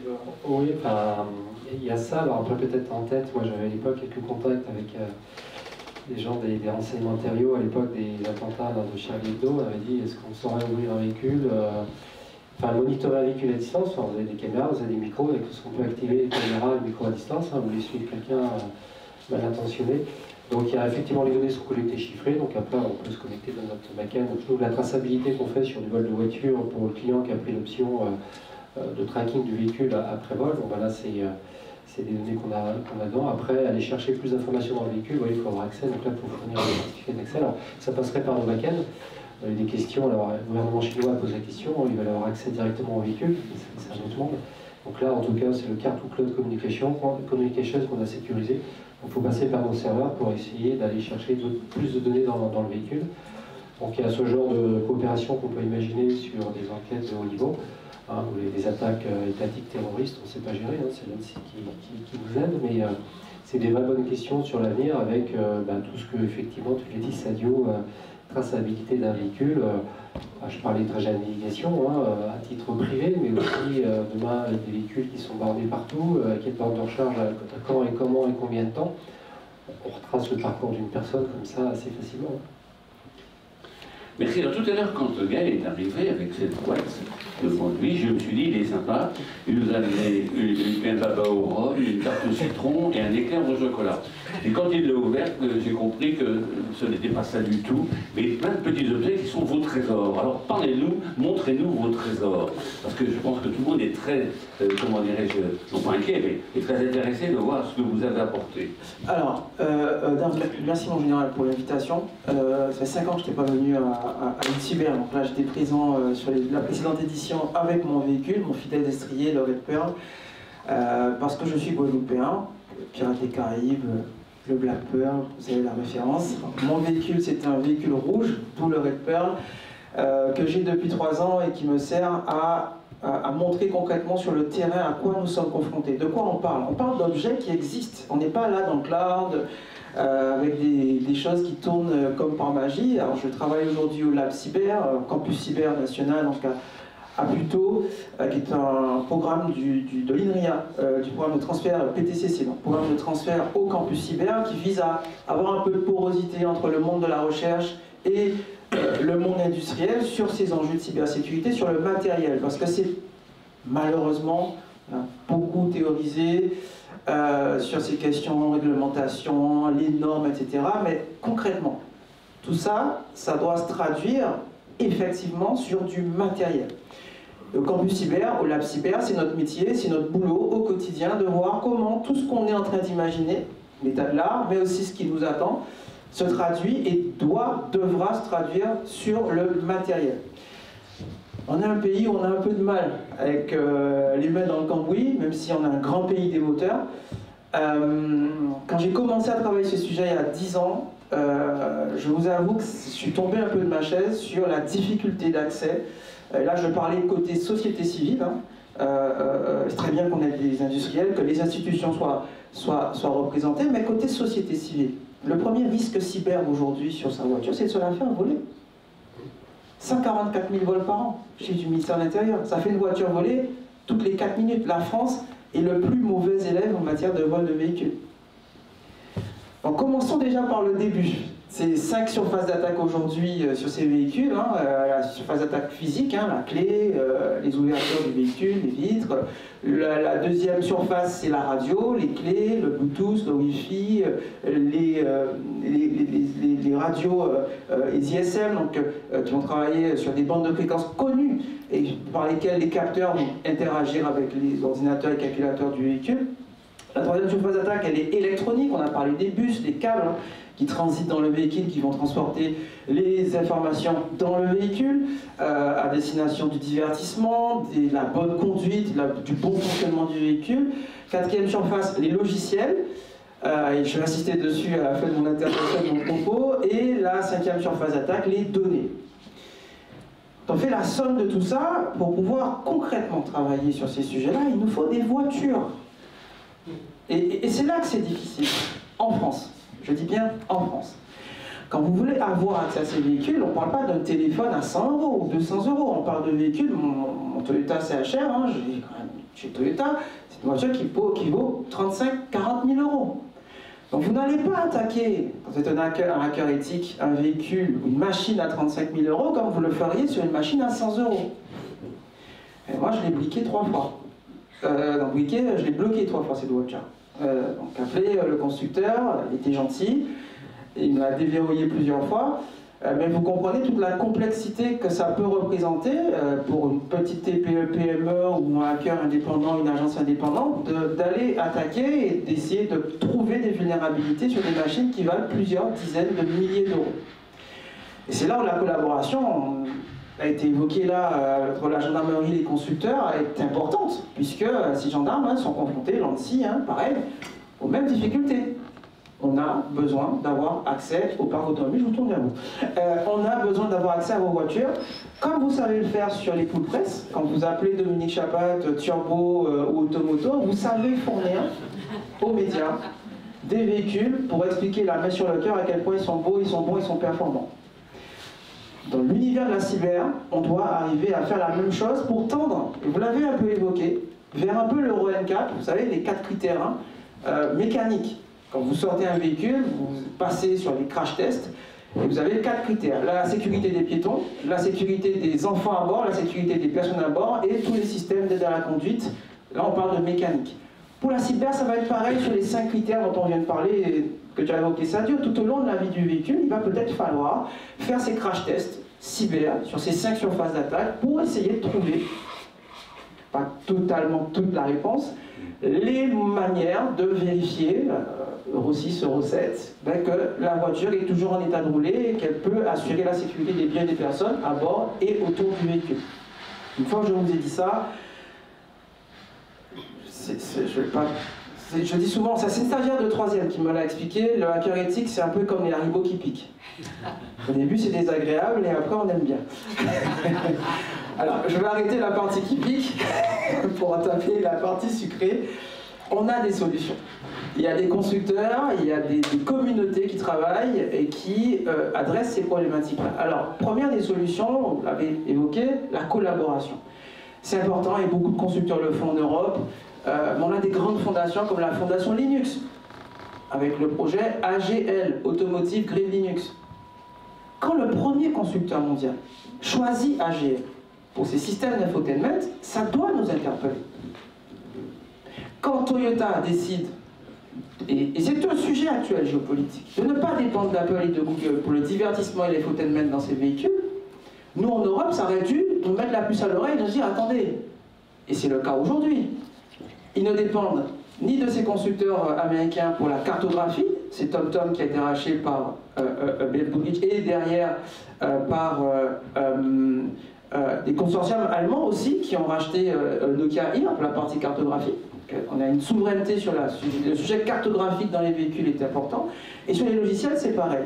Les tableaux de bord aujourd'hui que fabrique ou qu'on peut aujourd'hui utiliser grâce à AGL, Automotive Grade Linux, ils coûtent 100 €. C'est une petite Raspberry Pi, hein, cet ordinateur de poche qui a la taille d'une carte de crédit, qui nous permettent au Lab Cyber d'adresser ces questions des logiciels libres. C'est pas un gros mot, open source, open hardware, logiciel libre, matériel libre, dans le monde automobile. C'est encore un gros mot pour certaines personnes, et je l'entends parfois même au campus cyber. Il faut, à l'échelle européenne, que l'on se saisisse de cette question des logiciels libres dans les véhicules. Parce que pour toutes les questions qu'on a évoquées, de réglementation et de normes, c'est barbant. Je peux vous dire qu'en face, les groupes criminels qui nous attaquent, ou les États qui nous attaquent, ils ne les lisent pas, ces normes-là. D'accord? Ils sont très agressifs, ils ont du temps, ils ont de l'argent, ils ont des moyens.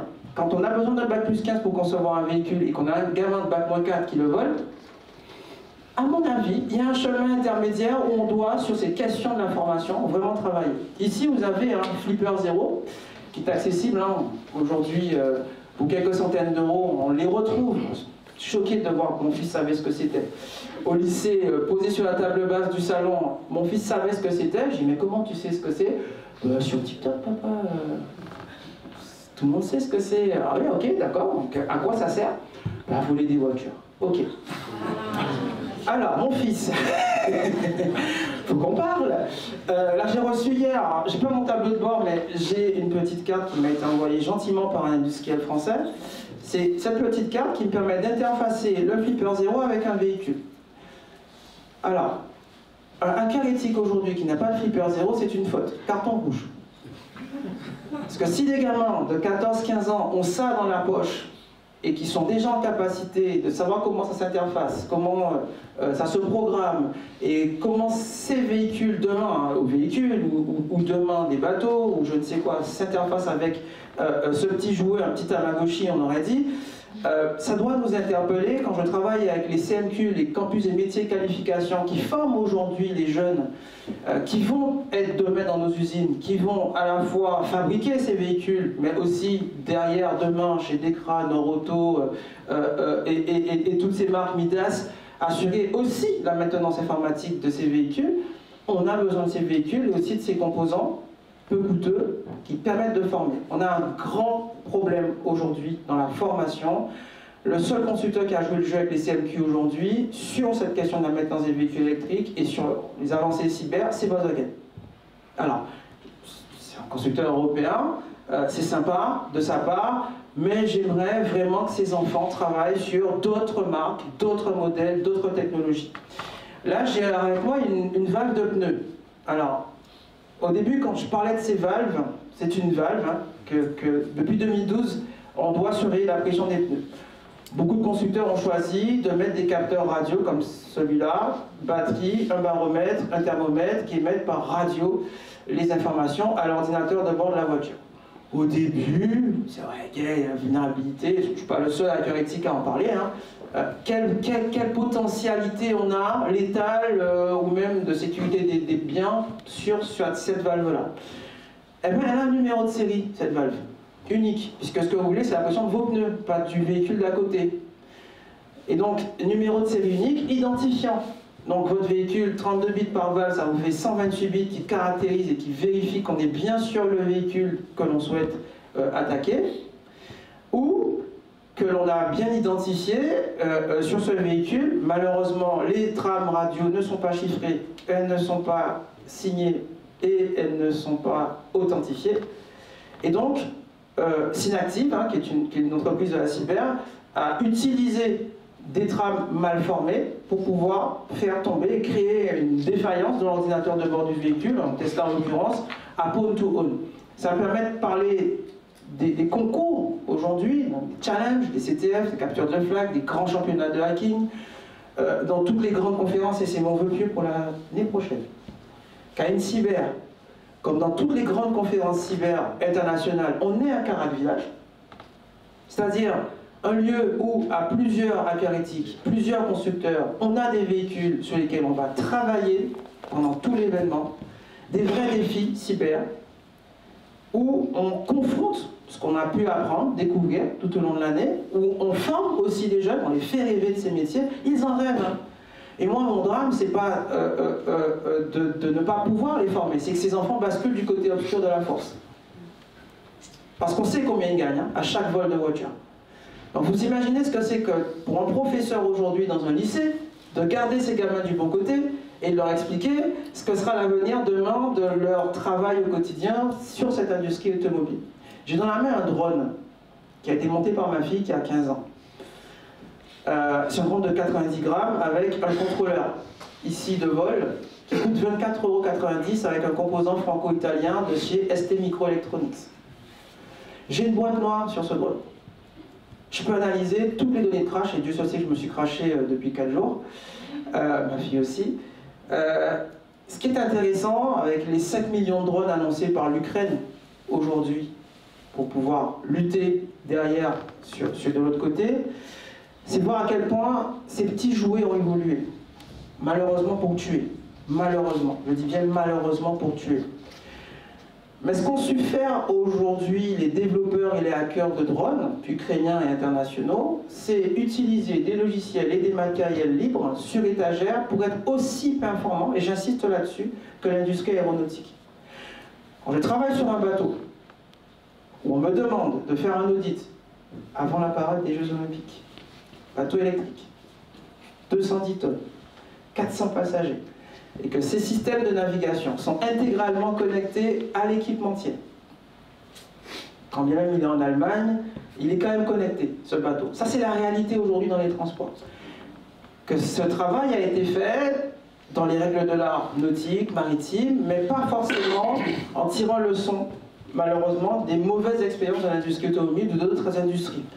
C'est très important aujourd'hui que nos industriels, tiers 1, tiers 2, tiers 3, fabricants, constructeurs, soient présents aujourd'hui au board de la fondation Linux, Automotive Grade Linux, de la fondation Eclipse, tu l'as évoqué Sadio sur SDV, Software Defined Vehicle, nous ne sommes pas présents. Pas normal aujourd'hui que les Allemands le soient, que les Chinois. Vous savez, je vous donne une grandeur que j'ai évoquée avant cette conférence. Quand je veux pentester un véhicule chinois, aujourd'hui, le véhicule m'est mis à disposition en moins de 24 heures. À l'autre bout du monde. Mon dernier show avec un constructeur chinois, c'était en Martinique. Le constructeur m'a livré le véhicule en Martinique au cinéma de Martinique en moins de 24 heures pour mon show. Donc vous comprenez aujourd'hui que quand on veut aller vite et quand on veut tester, alors c'est pas le modèle parfait, hein, attention, hein, je sais à quel point, et je ne suis pas dupe, le contrôle des logiciels sur les véhicules chinois est tenu par le gouvernement chinois. Mais ils ont au moins eu une intelligence, c'est d'avoir un bureau d'études commun. Quand bien même le gouvernement a la même mise dessus, ils ont, en solidarité nationale, des forges de logiciels communes. Pour juste vous donner un indicateur, le véhicule du constructeur sur lequel je travaille, c'est un serveur applicatif Android. C'est un pays qui est sous embargo, qui a un stop drive aux États-Unis. Ces véhicules ne peuvent pas rouler aux États-Unis, d'accord? Mais ce véhicule est intégralement équipé d'APK, donc d'applications Android, pour la conduite du véhicule. Et je terminerai sur la DAS de niveau L2, L2+, L3, Open Pilot, qui est une ADAS libre, aujourd'hui, gratuite. Vous pouvez la télécharger sur GitHub. Cette ADAS, Sadio, je t'en parle depuis 8 ans, je roule avec. Aujourd'hui, cette ADAS dans le monde, c'est 165 millions de kilomètres roulés avec des milliards, je dis bien des milliards d'images et de vidéos du monde entier sur ce que pourrait être la conduite autonome. Nous, société civile, notre sujet, c'est qu'il est hors de question, et moi je me l'interdis, de laisser cette question uniquement dans la main d'un État, quel qu'il soit, dans la main d'un constructeur ou d'un équipementier. Je veux avoir mon mot à dire, c'est mon mot de la fin d'ailleurs, et être capable de dire, ok, je ne veux pas de ça comme modèle, entre guillemets, de société ou d'équipement sur la gestion de ma vie privée, sur la mise en application d'une norme. Il faut impérativement qu'on mette notre nez dans ces sujets-là, pour toutes les raisons qui ont été évoquées juste avant, mais surtout pour nos jeunes. Vous imaginez bien qu'aujourd'hui, un jeune qui veut embrasser ces filières, je prends le cas de la Guadeloupe, on a une intelligence en Guadeloupe avec la gendarmerie nationale.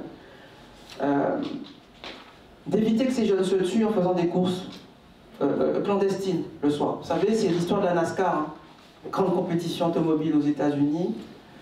Je ne sais pas si vous savez d'où est née la NASCAR. La NASCAR, c'est une des plus grandes compétitions, vous savez, Cars, le dessin animé, la Piston Cups. C'est une des plus grandes compétitions automobiles aux États-Unis. La NASCAR, elle est née de la contrebande à l'époque de la prohibition. La NASCAR, c'est National Association of Stock Car, c'est une compétition de voitures de série. Les contrebandiers à l'époque, ils modifiaient les calculateurs, enfin à l'époque il n'y a pas de calculateur, ils modifiaient les moteurs, mais aujourd'hui les calculateurs pour que ces véhicules soient plus performants que celles des policiers et des autorités. C'est de ça qu'est née cette course. En Guadeloupe, en Martinique, à La Réunion, on a eu cette intelligence avec la gendarmerie nationale de créer une association, en Guadeloupe elle s'appelle la Run Trophy, pour qu'on ferme une route, pour que les meilleurs préparateurs automobiles, sont parmi les meilleurs au monde, hein, puissent montrer à quel point ils connaissent et maîtrisent ces calculateurs, les performances du véhicule. Aujourd'hui, la NASCAR, elle vient drafter, donc elle vient recruter des préparateurs automobiles auxquels elle lance les clés pour que ces écuries de NASCAR puissent bénéficier de toute l'intelligence qui est produite en France. Pour ces jeunes qui se destinent demain à nos industries, du transport hein, en général, si on n'arrive pas en classe à leur expliquer qu'ils ont plus intérêt à le faire avec nous, avec la gendarmerie, avec l'ANSSI, avec les constructeurs automobiles, et qu'ils embrassent ces filières, on aura là effectivement des problèmes de recrutement dans la Sauveterre publique, chez nos constructeurs, chez nos équipementiers. Ça, je ne le souhaite pas, mais pour ça, il faut que dès le collège, il y ait une collaboration et puis qu'ils puissent voir ces constructeurs présents sur les bancs de l'école avec eux. Merci, cher Gaël, de nous transmettre votre passion. Alors, le temps passe et j'imagine que vous avez des questions à poser à nos amis. Est-ce que quelqu'un peut prendre un micro et le passer voilà. Voilà, comment ça voilà. Oui, oui, bonjour. Alors moi j'ai une question qui est liée à la souveraineté et à des attaques étatiques potentielles. Comme vous l'avez mentionné, il y a beaucoup de sous-systèmes qui sont des boîtes noires, etc. Vous êtes dépendant de vos fournisseurs pour appliquer justement les bonnes pratiques pour que ces boîtes noires soient sûres. Mais à l'intérieur de ces boîtes noires, il y a énormément de composants de plus en plus chinois, puisque bien sûr les puces des matures que vous devez utiliser en automobile sont maintenant principalement fabriquées en Chine. Donc même vos fournisseurs ne vont pas forcément connaître les backdoors que potentiellement on a pu mettre dans les microcontrôleurs chinois qu'ils vont utiliser. Quelles sont les mesures que vous mettez en place pour vous prémunir de ce danger, on va dire surtout une menace étatique? J'imagine pas des hackers faisant ce genre de choses, mais un gouvernement étranger qui voudrait immobiliser nos véhicules, ça c'est peut-être autre chose. Sacrée bonne question. Alors heureusement tous les microcontrôleurs ne sont pas encore chinois, tout un tas de panels de silicon vendors qu'on connaît bien. Alors on a dans le cadre du shortage composants, vous savez après le Covid, on n'a plus de composants pour fabriquer des véhicules. Donc on est obligé de mettre en place des listes vertes et des listes rouges, non pas à caractère sécuritaire, mais de disponibilité de composants. Donc heureusement on a encore un écosystème de fondeurs de silicium qui est mondial, alors même si l'encapsulation se fait exclusivement en Asie. On va être honnête sur, alors en tout cas sur des micros chinois dans lesquels il y aurait des backdoors, on est incapable de les voir. C'est une bonne question parce que ça ouvre aussi encore les aspects réglementaires. Vous savez qu'aux États-Unis, hein, la réglementation se sévérise et donc il est interdit d'avoir le moindre composant hardware ou software chinois dans un véhicule. L'Europe en parle, je ne sais pas si Sadio tu peux en toucher deux mots, j'ai entendu parler récemment. Donc ça va être la réglementation qui va dire, messieurs les constructeurs, interdiction d'avoir le moindre composant chinois dans un véhicule. Alors, ce qui peut fermer le marché du silicium. On n'en est pas encore à ce stade-là, les Chinois n'ont pas pris la majorité des parts de marché sur les microcontrôleurs embarqués.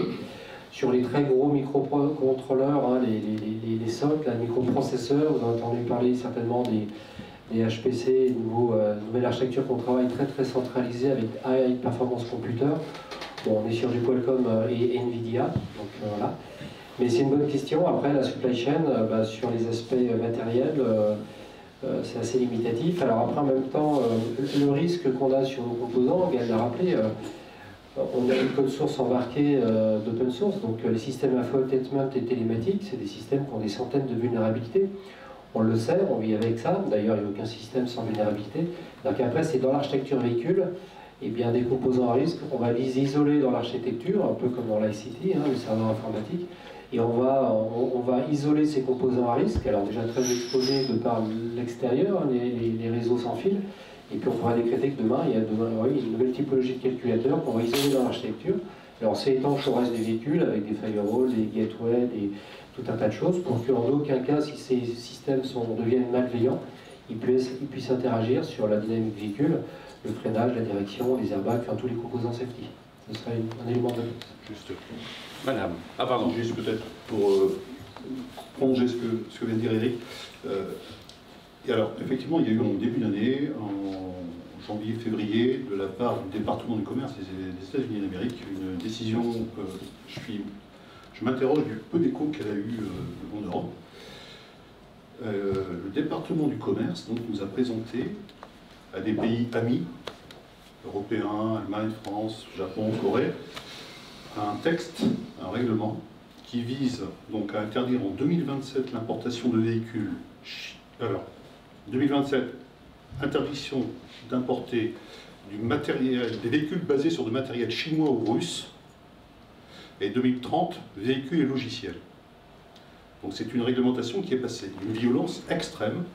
Moi, le seul comparatif que j'ai, c'est l'affaire Huawei, il y a 4-5 ans, avec les BTS, les relais. Australie, Royaume-Uni, États-Unis, France, qui a pris une position un peu intermédiaire, et Kaspersky, l'éditeur, qui a été interdit aux États-Unis d'Amérique. Donc je répète, les États-Unis d'Amérique ont pris une réglementation en début d'année qui interdit l'importation de véhicules basés sur du logiciel, alors russe, je ne sais pas pourquoi, parce que l'industrie automobile russe, l'ADA, peut-être, je ne sais pas, mais en tout cas chinois.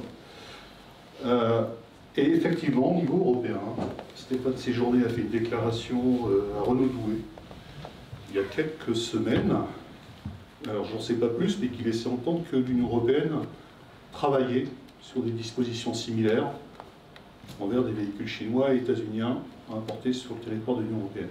Voilà.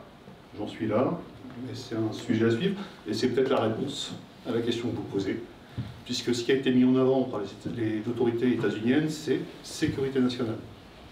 Voilà. C'est l'argument, pour des raisons de sécurité nationale, nous interdisons. Je pense qu'il y a également un peu de protection du marché. Madame, à vous. Bonjour, je suis Karima Moudou, je travaille dans la cybersécurité. Ma question elle est plutôt connexe, on va dire. Quand on parle de véhicules embarqués, de sécurité, on parle d'intelligence artificielle.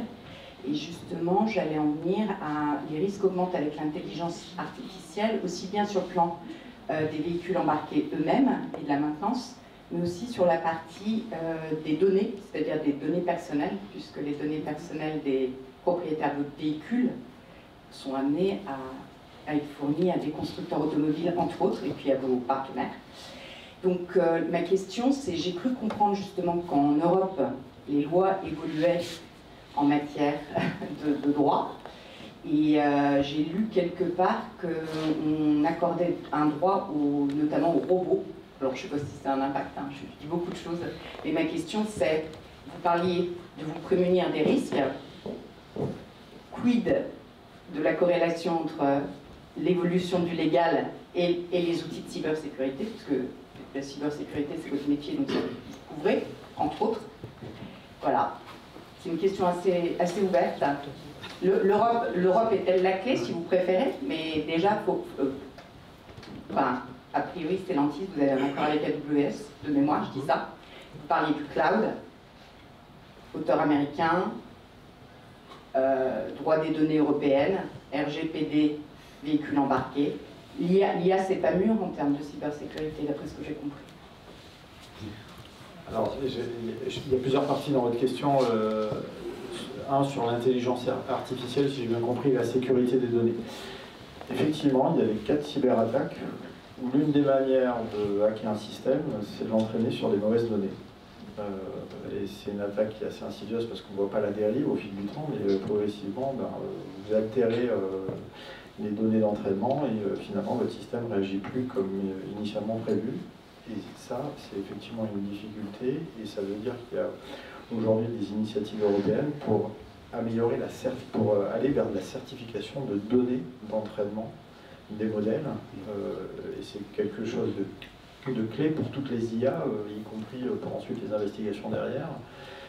Parce que si une IA qui a pris une mauvaise décision peut être incriminée dans le cadre d'un accident, là se posera la question de sur quel jeu de données elle a été entraînée. Donc le seul moyen, c'est vraiment d'avoir des mécanismes de certification et d'authentification des jeux de données d'entraînement.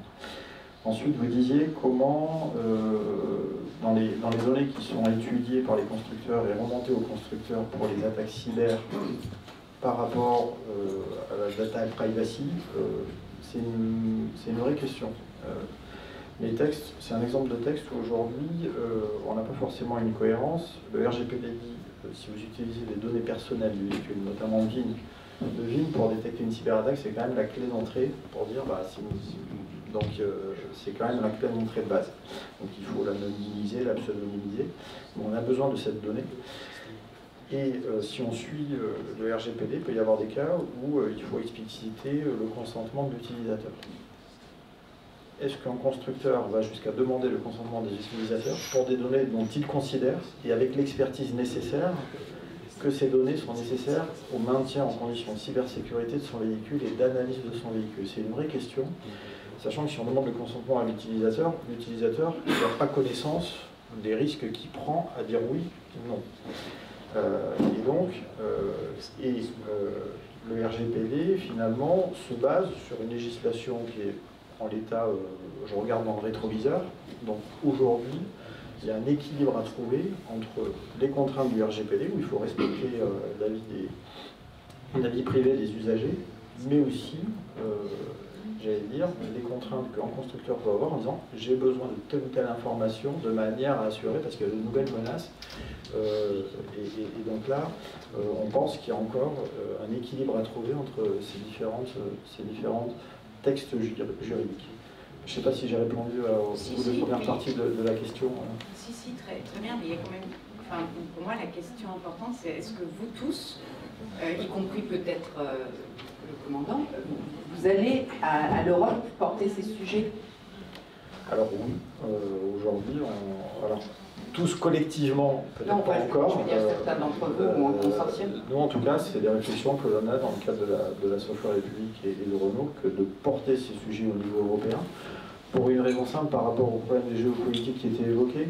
C'est-à-dire qu'aujourd'hui, même par rapport au système américain, on a eu un exemple où l'administration Trump a coupé, alors c'était, je crois, dans les 2-3 dernières semaines, à un moment l'accès aux bases de vulnérabilité fournies par l'administration américaine pour des questions budgétaires, et puis en l'espace d'une journée, finalement, a dit je maintiens le contrat pour 11 mois. On pourrait se retrouver à terme dans une situation où, si on n'a pas un écosystème européen avec la bénédiction des autorités, si les États-Unis, comme sur le positionnement satellite, décident de couper ou de restreindre l'accès à l'information, l'Europe pourrait être, j'allais dire, avec un niveau de performance moins élevé, à la fois sur la partie civile, mais du coup peut-être aussi sur la partie défense, parce que les deux, en Ukraine, sont corrélés. Donc c'est effectivement des questions sur lesquelles on commence à regarder au niveau européen. Juste pour compléter le propos, au FOSDEV, donc le Free Open Source Software Developer European Meeting qui s'est tenu fin janvier, début février à Bruxelles, nous étions tous réunis. Chapeau de la fondation Eclipse, donc il faut imaginer 10 000 hackers qui sont tous à Bruxelles pendant un week-end par communauté à travailler ces sujets. Donc, sur la partie automotive, c'est la fondation Eclipse, vraiment sur le Software Defined Vehicle qui travaille vraiment sur ces questions-là. L'Union européenne était présente, politiquement. Et aussi administrativement, pour pouvoir au contact de nos communautés comprendre ce que la société civile, mais aussi des industriels produisaient et quels étaient nos besoins aussi en matière de législation et vers quoi on devait tendre. Parce que cette Commission européenne, l'Union européenne est bien consciente aussi que demain on nous coupe les tuyaux, les forges, les accès aux microcontrôleurs, aux microprocesseurs et aux composants électroniques. on a un vrai problème de souveraineté. Et pour revenir à l'exemple allemand, vous savez, sur l'industrie de l'électroménager, on parle des véhicules, on pourrait parler de cybersécurité dans l'électroménager, vos frigos connectés, vos fours connectés, mon four tourne sur OpenBSD, ma machine à laver tourne sous Linux. Les constructeurs allemands se sont associés, comme pour l'automobile, pour pouvoir développer une API commune pour le pilotage, la conduite et la supervision de tous les appareils électroménagers. Donc vous achetez du Bosch, du Siemens, du Miele, vous avez la garantie aujourd'hui que ces constructeurs ont non seulement travaillé avec des logiciels libres qu'ils ont implémentés dans leurs appareils, qu'ils ont des plateformes de supervision qui sont libres, mais qu'en plus, ils ont délégué des ingénieurs pour, au contact de nos communautés, puissent travailler sur l'amélioration, la sécurité de leurs produits. À tel point qu'aujourd'hui, quand on regarde comment ces machines aujourd'hui elles fonctionnent, on va vraiment dans les boyaux, dans les entrailles de ces machines, le travail ayant été fait, vous avez Laura Merlin en France qui dit puisque tout est normalisé et a été fait et fabriqué par ces communautés, je vais créer une box, donc une keybox, qui est capable aujourd'hui de s'interfacer à tous ces appareils électroménagers de la même manière, avec tous les primitifs de cybersécurité qui vont bien. Ça n'est pas invulnérable, mais c'est mieux que de partir tout seul et d'essayer de coller à une réglementation qui, de toute façon, il faut se le dire, aura toujours du retard face à des groupes criminels qui, eux, sont encore, je le répète, très agressifs. Chers amis, merci. Je crois qu'il faut que nous rendions l'antenne, comme on dit, parce que ça fait maintenant 1h03 que nous parlons, mais c'est passionnant.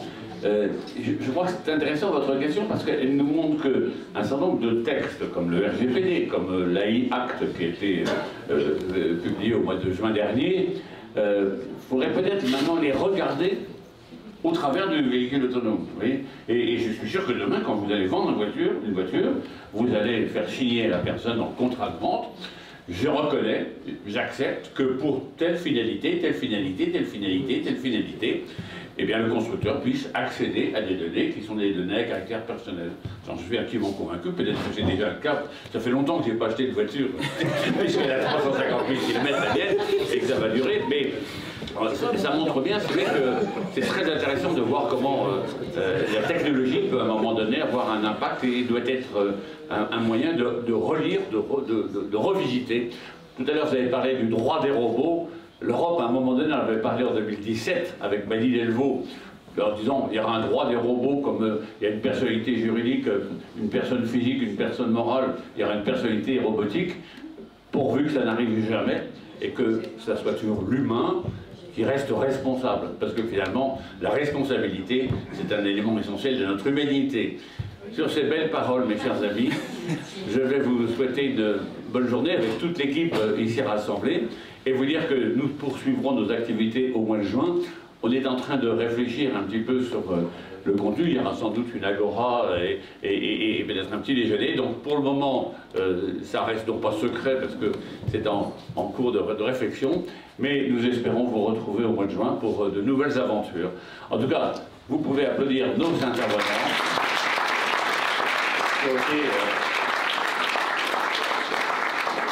Ils ont été passionnants parce qu'ils étaient passionnés. Voilà. Merci à tous.